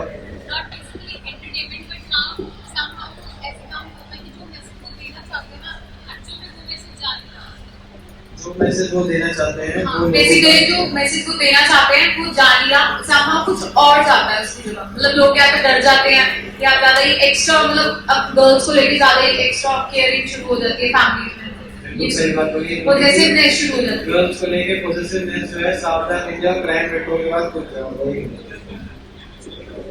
घर वाले अब बिना 8 बजे के बाद घर से बाहर सर उसमें लोगों के दिमाग में नेगेटिविटी लेके आते हैं। लोगों के देखिए ये सबसे बड़ा पॉइंट है कि हमारी क्राइम जर्नलिज्म में नेगेटिविटी है और ये फैक्ट है। हम अगर इंडियन मीडिया में कभी देखें कि क्राइम जर्नलिज्म जो क्या कर रहा है, वो फैक्ट जो बता रहा है तो बता ही रहा है, लेकिन एक नेगेटिविटी क्रिएट कर रहा है। हम लोगों के दिमाग में वो एक ऐसा इम्पैक्ट ही छोड़ रहा है जिससे हम उससे कुछ ज्ञान हासिल कर सकें या उससे हम लोग अवेयर हो सके। वो अवेयरनेस के साथ आपको डरा रहे हैं। जब आपको पता है मीडिया को एजेंडा सेट करना बहुत अच्छा है, क्योंकि जब तक आपका मीडिया एजेंडा सेट नहीं होता तब तक एक ही टॉपिक को बहुत लंबे वक्त तक नहीं कर सकते। इसीलिए ऐसे जब आप देखोगे बड़े बड़े क्राइम सीन होते हैं, एक ही न्यूज़ को 5 बार दिखाएंगे, एक ही न्यूज़ को 5 बार दिखाएंगे और आप अलग अलग चैनल पर जाके देखिए उसको अलग अलग तरीके से मरोड़ा जाता है। हर किसी के फैक्ट एक दूसरे से अलग होते हैं। कभी आपने सोचा कि ऐसा फैक्ट क्यों होगा? सर सावधान इंडिया वगैरह मेरे अकॉर्डिंग मुझे और आई क्रिमिनल्स को आइडियाज भी मिलते हैं और क्राइम्स के। ये जो पॉइंट इन्होंने यहाँ पे रखा है वो बिल्कुल जेन्युइन पॉइंट है। देखिए क्राइम चाहे ड्रामेटिक तरीके से पेश किया जा रहा है या क्राइम रिपोर्टिंग आप अपने मन से कर रहे हैं, हमें क्रिमिनल्स को आइडिया नहीं देना कि कैसे क्या होगा। जब से हमारे यहाँ पे प्राइवेटाइजेशन में सावधान इंडिया, सनसनी और ये सब करना शुरू किया था, हमारे साथ प्रॉब्लम ये हुई कि क्रिमिनल्स भी उतने अवेयर हो गए जितनी की। अब उस अवेयरनेस से अगर आप देखें हमारा जो क्राइम रेट है वो बढ़ता जा रहा है। क्राइम रिपोर्टिंग करते वक्त आपको एक चीज का सबसे ज्यादा ध्यान ये रखना है कि आप एकदम से किसी को गिल्टी नहीं फील कर सकते जब तक उसको कोर्ट ने मुकदमा लड़के कोर्ट ने उसको गिल्टी ना, आप अपने मन से ऐसा कभी नहीं कर सकते। और कोर्ट की जब हम बात करेंगे क्राइम रिपोर्टिंग में तो आपको एक चीज का ध्यान और रखना होता है कि जब आप कोर्ट की प्रोसीडिंग में चाहे आप हाई कोर्ट में, सुप्रीम कोर्ट में, लोकल कोर्ट में, क्राइम रिपोर्टर कुछ भी ऐसा पब्लिश या व्यू नहीं दे सकता जो ऑलरेडी कोर्ट ने बताया है। मीन्स जब तक कोर्ट नहीं कहती कि पब्लिश करो और लोगों को बताओ तब तक आप उसे पब्लिश करो। हमारे यहाँ पे जर्नलिस्ट टीआरपी बढ़ाने के लिए, रिपोर्टिंग करने के लिए कुछ भी कर जाते हैं, इसलिए उस पर कंटेंट ऑफ कोर्ट लगता है। जब कोर्ट अपना मानहानि लगाना शुरू कर देते जहाँ आपको दिखते हैं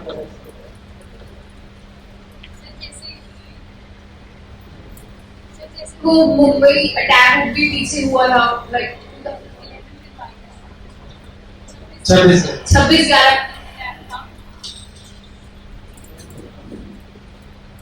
का जो अटैक हुआ था,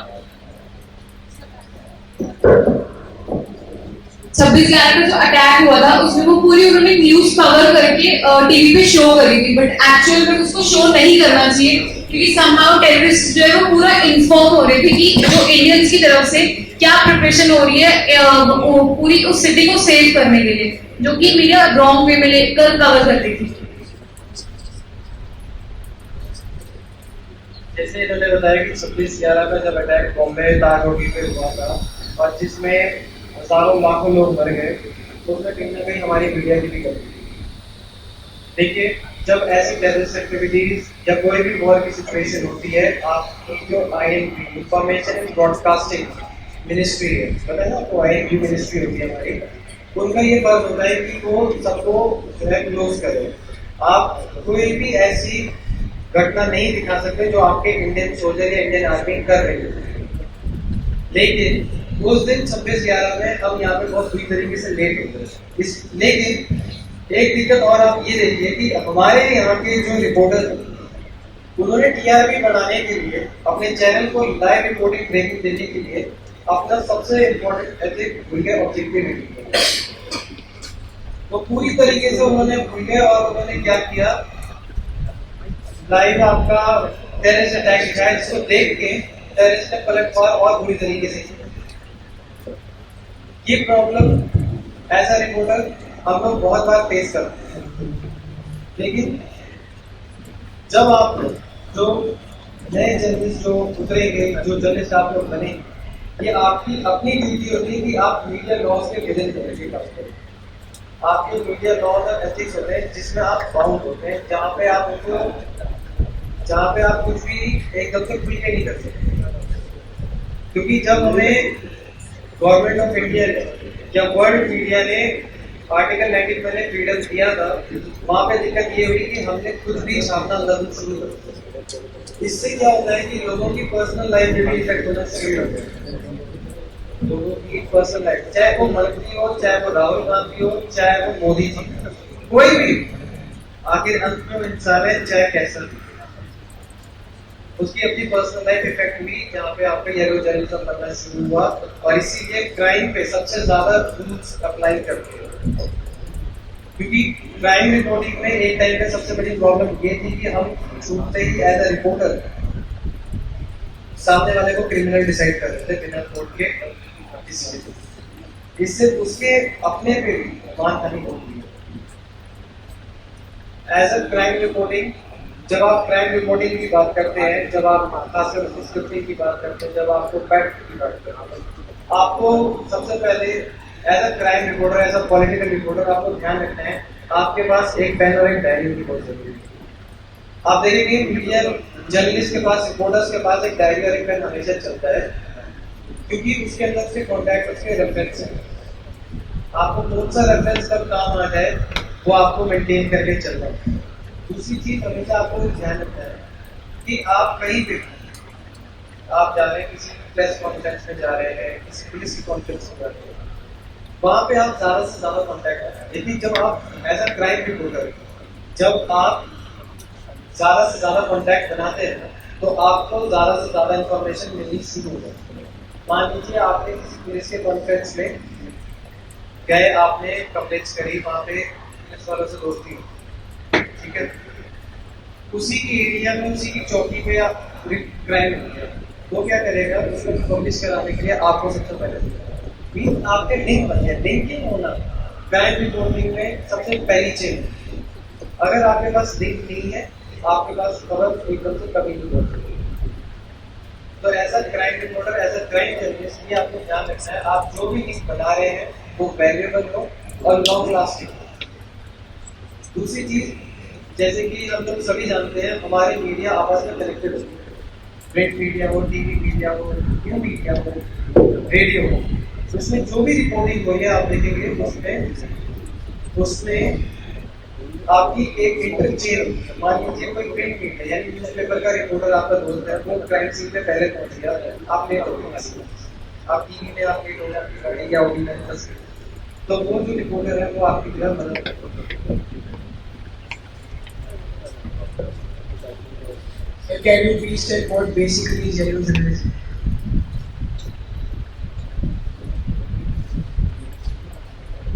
यहाँ पे इनका सवाल आ रहा है कि येलो जर्नलिज्म क्या होता है। येलो जर्नलिज्म का मतलब होता है जब आप अपने जर्नलिस्टिक लॉज एंड एथिक्स को भूल के कुछ भी एक्सप्रेस और स्पीच दे रहे हैं। मीन्स आप कुछ भी ऐसा काम कर रहे हैं जिसकी वजह से किसी पर्टिकुलर पर्सन की या पर्टिकुलर देश की या पर्टिकुलर समाज की डिफॉर्मेशन हो रही है, या आप कोई भी ऐसा काम कर रहे हैं जो आप कोर्ट के खिलाफ जाके कर रहे हैं, वो आपका येलो जर्नलिज्म होता है। मीन्स जहाँ पे आपने अपने मन मर्जी से कुछ भी कर दिया है और आपने फैक्ट्स एंड फिगर्स, अर्नब, देखिए Arnab Goswami facts and figures को खराब कभी नहीं करता। कि हमें बहुत लगता है कि वो चीख पड़ता है, कुछ भी करता है, चिल्ला पड़ता है, वो कुछ भी कर रहा है, लेकिन वो उसकी एंकरिंग स्टाइल, वो उसकी एंकरिंग स्टाइल है कि वो एंकरिंग उस हिसाब से कर रहा है जिस हिसाब से लोग उसको सबसे ज्यादा वो येलो जर्नलिज्म में नहीं आता। येलो जर्नलिज्म में मीन्स जैसे आपने अभी, जैसे आपने बना, जैसे मान लीजिए केजरीवाल को चाटा पड़ा, एक तो बेचारे केजरीवाल जिनको चाटा बहुत ज्यादा ही पड़ा,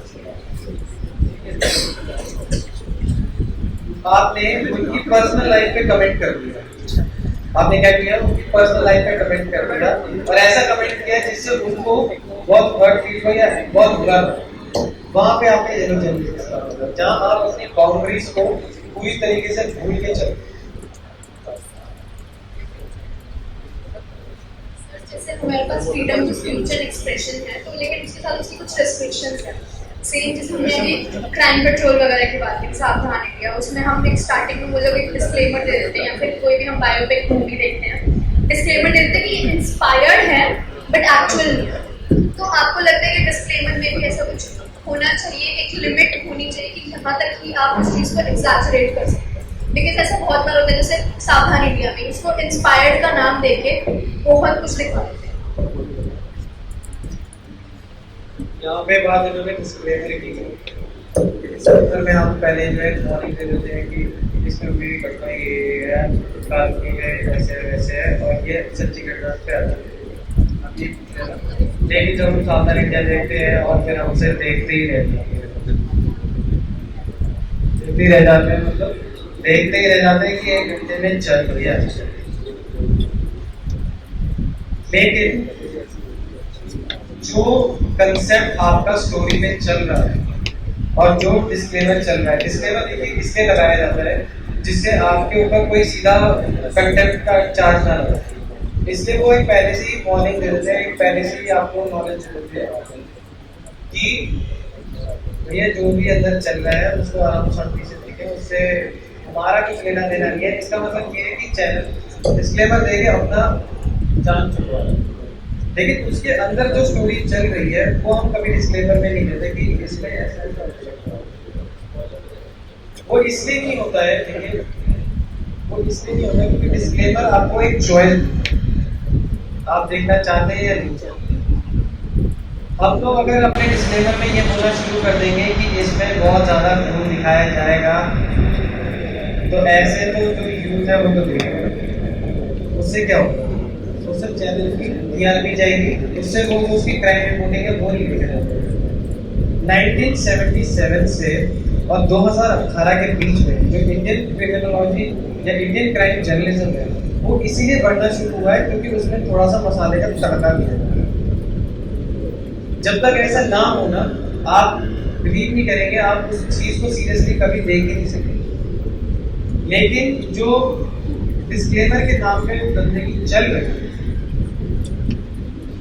वो चैनल की गलती है, वहाँ पे प्रोड्यूसर की गलती नहीं होती, वहाँ रिपोर्टर की गलती नहीं होती, क्योंकि वो आपको एक स्टोरी उस हिसाब से लिख के देता है जो आपके क्राइम रिपोर्टर्स की सबसे बड़ी प्रॉब्लम ये होती है कि वो अपने हेडों के नीचे दबे हैं, और ये प्राइवेट चैनल्स का ना सबसे बड़ा मुद्दा था है और रहेगा।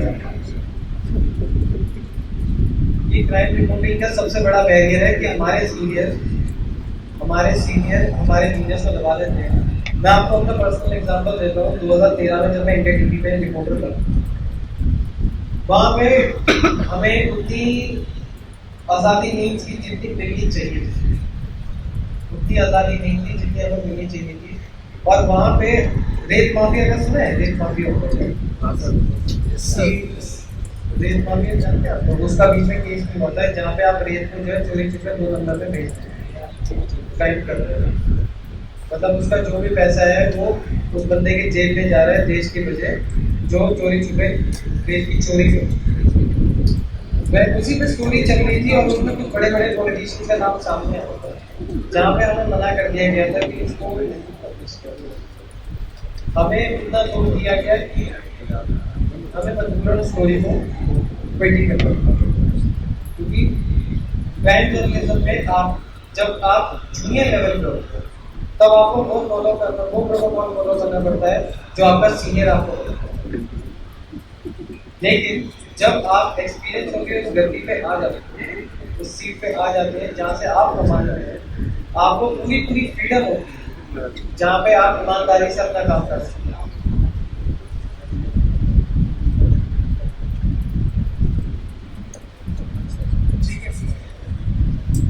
क्राइम जर्नलिज्म में आपको 3 चीजें तो अंदाजा लग चुकी है कि आपका कमांड ऑफ लैंग्वेज, आपका स्टोरी के ऊपर पकड़ और आपका पेन और पेपर कितना जरूरी है, कितने रेफरेंस जरूरी है। जब आप जो नया जनरेशन जो फ्रेशर है, मैं आपको बता दूं, उसको कभी भी एकदम से क्राइम में या पॉलिटिकल जर्नलिज्म में नहीं डाला, क्योंकि वो इनएक्सपीरियंस होता है। आपकी छोटी से छोटी गलती आपकी जान भी ले सकती है, ये वो नहीं है। लेकिन अगर आप ईमानदारी से काम कर रहे हैं और अच्छे से काम कर रहे हैं तो आपको पद्मश्री और पद्म विभूषण मिलते हैं। लेकिन वो तब है जब आप अपने फैसले में अटल हैं। क्राइम रिपोर्टर्स की सबसे बड़ी प्रॉब्लम पता है क्या होती है? वो अपने फैसलों में अटल नहीं है। वो रिपोर्टिंग कुछ करते हैं और दिखाते हैं आपको टीवी पर। ये सबसे बड़ी दिक्कत होती है कि हमें पूरी नॉलेज उस इंसिडेंट की नहीं होती।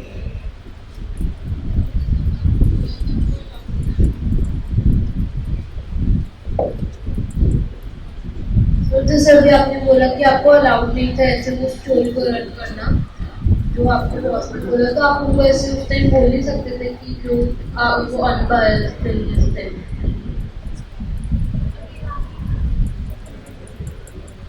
जैसे कि आपने मुझसे पूछा कि मैं क्या जब क्राइम रिपोर्टिंग पे था तो मैं क्या अपने सीनियर्स को जवाब नहीं दे सकता था? दे सकता था, लेकिन बात वही होती है जब आप इनएक्सपीरियंस होते हैं, आपको अपनी पावर का खुद अंदाजा नहीं होता। देखिए, रिपोर्टिंग और जर्नलिज्म, मैंने पहले दिन ही आपसे कहा था, एक आपको ऐसी पावर देती है जो आपको दुनिया में कोई फील नहीं देती।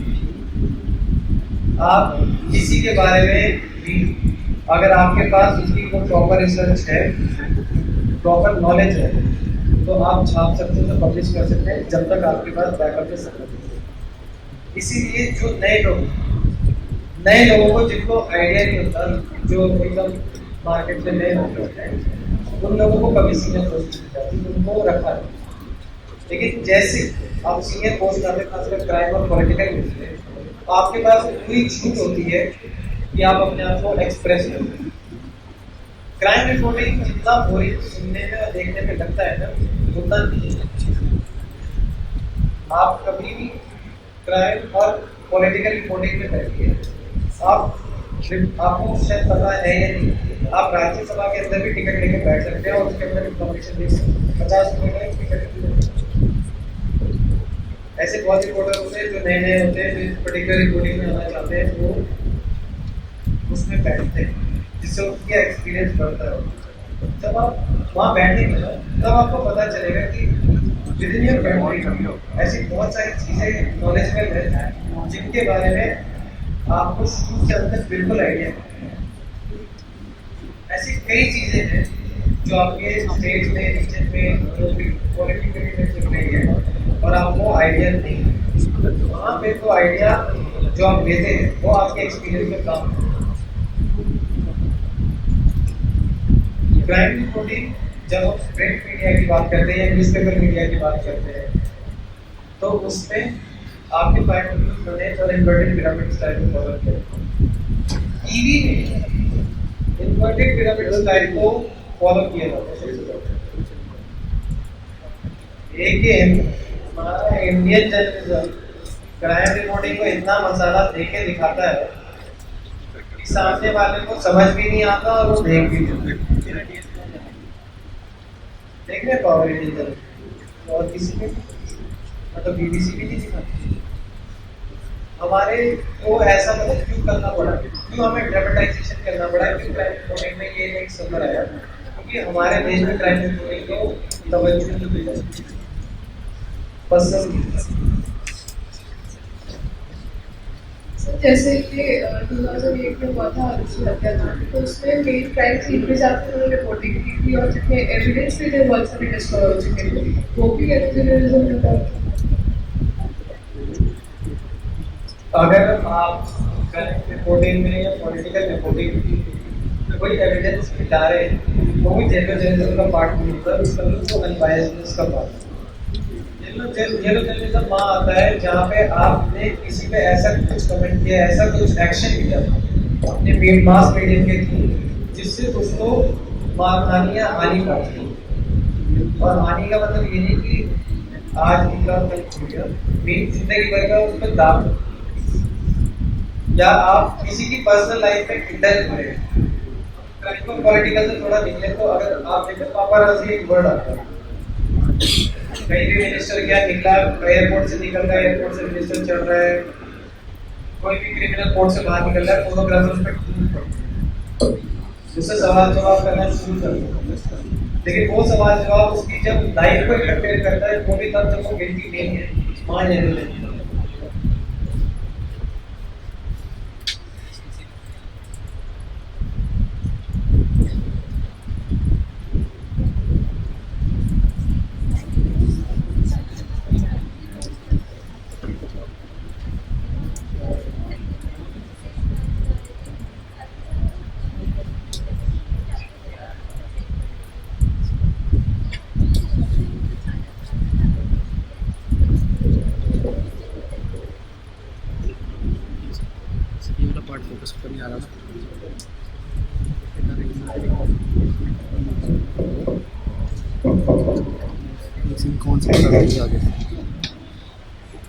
सर जैसे सर ने भी बोला कि इंडिया एक डेमोक्रेटिक कंट्री और है और वर्ल्ड की लार्जेस्ट डेमोक्रेसी कंट्री है, तो सर वर्ल्ड की सबसे लार्जेस्ट डेमोक्रेटिक कंट्री होने के बावजूद हम लोग 138 रैंक पे प्रेस फ्रीडम रैंकिंग में आते हैं। इस साल की अप्रैल में रैंक निकली थी, हर साल निकलती है उसकी।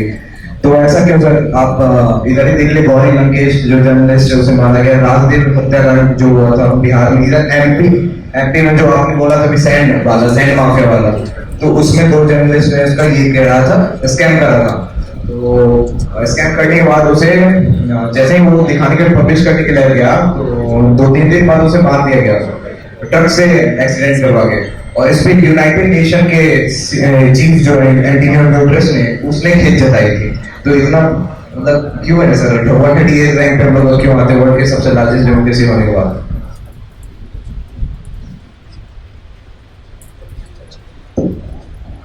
सबसे बड़ा मुद्दा जो उन्होंने उठाया है कि हम लोग क्यों हमारे रिपोर्टर्स को मार दो। देखिए, चाहे आप जर्नलिज्म किसी भी फील्ड में, आपकी एक पावर केवल लाइन है। आप उसको जब आप अपने किसी भी सीनियर या सुपीरियर समझ रहे हैं जो आपसे पावर में ज्यादा है, आपके पास डेमोक्रेसी है, आपको पता है कि आपके देश में बहुत तरह की परेशानी है, लेकिन जब आप उस लाइन को क्रॉस कर जाते हैं ना, वहाँ पे प्रॉब्लम ये होती है जो आपके सुपीरियर होते हैं या उस देश के जो बड़े लोग होते हैं वो आपको दबाने की कोशिश करते हैं। जब आप दबते नहीं है और आप अपने विचारों पे अटल हैं, क्योंकि आपके पीछे वो सबूत है जो दूसरे के पास नहीं है, तो आपकी आवाज़ को बंद कर दो। इसमें जर्नलिज्म का कोई फॉल्ट नहीं है, इसमें फॉल्ट हमारे लॉ है। हमारे जो लॉज है, जो हमारे कॉन्स्टिट्यूशनल लॉज है या जो हमारे लीडर्स हैं, वो नहीं चाहते कि सच सामने है। और ऐसा पहली बार नहीं हुआ है कि सैंड माफिया ये माफिया को, ऐसा कई बार हुआ है कि बड़े बड़े मिनिस्टरों को जेलों में डाला गया है। ऐसा कई बार हुआ है बड़े बड़े मिनिस्टर ने बड़ी बड़ी घटनाएं करी। और आपको शायद याद होगा उन्हीं दौरान लोकसभा के अंदर हमारे 2 मिनिस्टर अश्लील वीडियो देखते हुए पाए गए। हमारे इंडिया के क्राइम जर्नलिज्म में सबसे बड़ी प्रॉब्लम पता है क्या है कि हमारा जर्नलिज्म इंडिया में आपस में कंपटीशन करता है, एक दूसरे को टीआरपी की होड़ को खत्म करने के चक्कर में एक दूसरे को नीचा देते हैं। आप कभी यूरोप में जाए, कभी अमेरिका में जाए, कभी आप बाहर के देश में जाके देखें, वहाँ पे ना एक वर्ड कॉर्पोरेट होता है, एक दूसरे से कॉर्पोरेट करके चलते हैं। हमारे इंडियन जर्नलिज्म में ऐसा नहीं है, क्योंकि हमारे यहाँ जितना कहने और सुनने में बुरा लग रहा है उतना वो है कि हमारे में इंडियन जर्नलिज्म काफी हद तक बिजनेस बन गया। लेकिन सारे जर्नलिस्ट बिजनेसमैन नहीं होते। कई जर्नलिस्ट जो फ्रीलांस या अपने लेवल पे काम कर रहे हैं, अगर आपने विनोद दुआ जी का नाम सुना है, विनोद दुआ का नाम सुना है? विनोद दुआ जो सन 69 से अब तक अनबायस्ड रिपोर्टिंग कर रहे हैं बिना डरे, पद्म श्री है वो जर्नलिस्ट। उन्होंने क्राइम रिपोर्टिंग के अलावा सारी रिपोर्टिंग की, लेकिन क्राइम में उनका सबसे ज्यादा फोकस है। क्राइम और पॉलिटिकल सिनेरियो उनका जो एरिया ऑफ एक्सपर्टीज है वो क्राइम और पॉलिटिकल। लेकिन वो कभी डरे नहीं, कभी दबे नहीं। उन्होंने जॉब छोड़ी लेकिन ईमानदारी को कभी नहीं छोड़ा। हम लोग जर्नलिज्म में सबसे बड़ी प्रॉब्लम क्राइम और पॉलिटिकल में पता है क्या करते हैं, हम लोग प्रेशर में ना अपनी ईमानदारी में, और ये सबसे बड़ी चीज है। सर आपको लगता नहीं है कि हम लोग प्रेशर में आके पॉलिटिकल और क्रिमिनल रिपोर्टिंग में गड़बड़ियां करते हैं? क्या लगता है आपको? देखिए प्रेशर की ज्यादा बात है, और अगर आप लोगों के रिपोर्टिंग की भी सिर्फ अगर आप लोग ऐसा जॉब एग्जीक्यूट कर रहे हो तब तो ठीक है। जहां आपके बॉस आ जाते हैं फिर वहां आपको अपने कलीग से अपने बॉस से एक तालमेल बनाकर चलना पड़ता है, एक बैलेंस बनाकर चलना पड़ता है। तो ऐसे में अगर उस न्यूज चैनल की उस न्यूज़पेपर की पर्टिकुलर पॉलिसी की है किसी पर्टिकुलर पार्टी के को सपोर्ट करना, तो और ऐसे में आपके पास में कोई ऐसी न्यूज हाथ लगी है जो कि उसके अगेंस्ट है, तो आपके लिए बड़ा मुश्किल हो जाएगा उसके बारे में कुछ भी उल्टा छापना या फिर इस तरीके के वर्ड्स यूज करना जो कि वहां का मालिक जो है बर्दाश्त नहीं करेगा।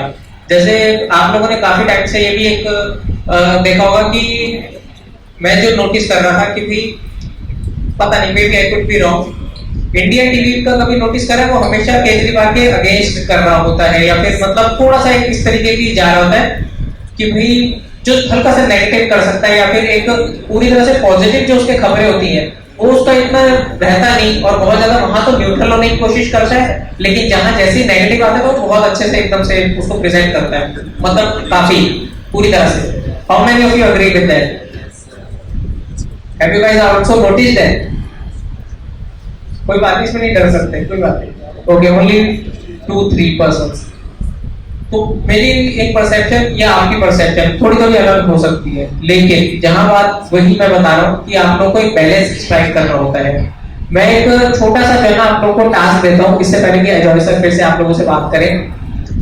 आपके पास में सिर्फ और सिर्फ 2 मिनट है। आर्टिकल 19(1) इसको जो है ना एक बार रिव्यू करो अभी इसी वक्त अपने अपने मोबाइल में कहीं पर भी, उसके बाद में मैं इसको एक्सप्लेन करता हूँ, ठीक है? मैं भी और अजय सर भी। ये सर कितना, अच्छा आपको पता है, फिर से पढ़ो।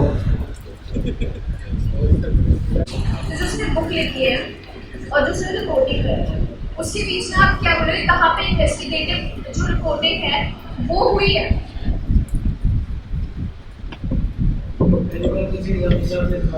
इन्वेस्टिगेशन और रिसर्च दो अलग पहलू हैं। इन्वेस्टिगेशन मतलब जब आप डे 1 से उस पर्टिकुलर स्टोरी को फॉलो कर रहे हैं जितनी चली, ठीक। दूसरी चीज होगी रिसर्च, जहाँ पे आपको स्टोरी का पता है, आप स्टेप 1 से नहीं है, लेकिन आपने स्टेप 1 की जितनी भी नॉलेज थी उसको ढूंढा, पता किया, निकाला और फिर उसको अप्लाई किया, तो आपने रिसर्च। अगर वही चीज उसने डे 1 से, जो आपने कैरी बुक लिखी है, अगर वही बुक उसने डे 1 से कवरेज करी है और एंड तक करी है और उसको फिर पब्लिश किया है अपनी लेवल लैंग्वेज में, तो वो आपकी इन्वेस्टिगेटिव है। वहां पे क्योंकि आपने इन डेप्थली उसको फॉलो किया, जैसे होता है ना पीछे पड़ जाते, इन्वेस्टिगेटिव जर्नलिज्म में आप पीछे पड़ जाते।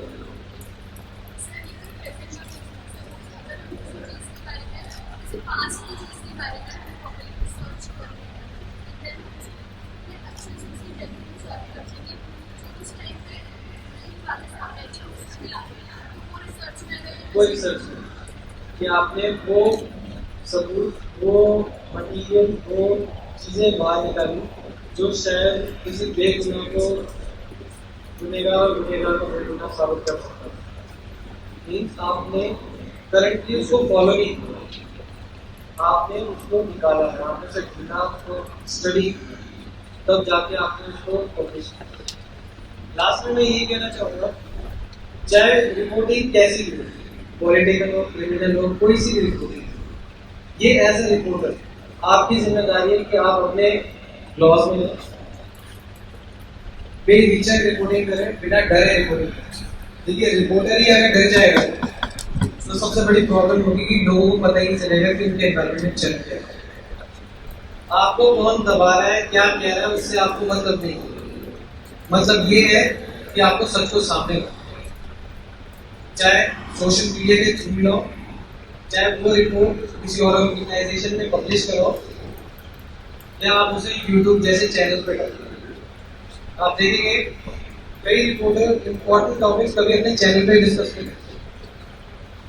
वो क्या करते हैं, सोशल मीडिया पेज में यूट्यूब पे वेबकास्ट कर देते हैं या ऑनलाइन रेडियो इंटरव्यू पॉडकास्ट कर देते हैं, लेकिन कर देते हैं। मतलब वो बिना डरे बिना रुके रिपोर्टिंग करते हैं। अगर आप डर के रिपोर्टिंग करते हैं तो एक बार हमेशा याद रखिए, जिसका रिपोर्टिंग जो डर के करता है उसका सर सबसे पहले करता है। ये बात इंडियन जर्नलिज्म की, not as a faculty, as a journalist, world journalist का आपको पता है। जितना आप रुके, जितना आप करेंगे उतनी ज़्यादा आपको फैक्ट्स में जरूरत मिलेंगे। अगर आपके पास पुख्ता सबूत है, स्ट्रॉन्ग एविडेंस है आपके पास, तो आप करिए पब्लिश। और आप देखेंगे इंडियन जर्नलिज्म में ऐसे बहुत जर्नलिस्ट हैं जो पब्लिश कर रहे हैं। उसमें आपको कुछ साल पहले आपको याद होगा जूलियो अल्साजे का नाम याद है, विकीलीक्स का। उन्होंने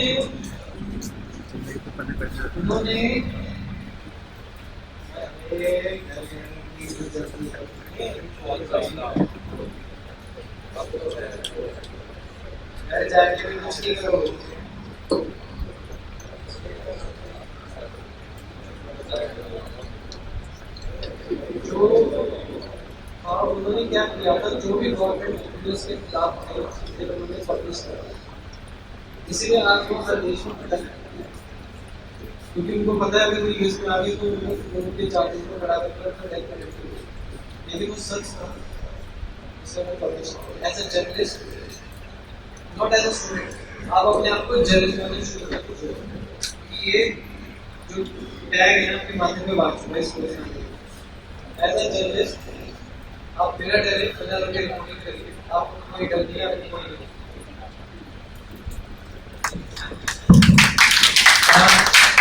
Thank you, Eloy sir and Virendra sir. We'll be assembling here on Monday sharp at 11 o'clock. Alright, thank you.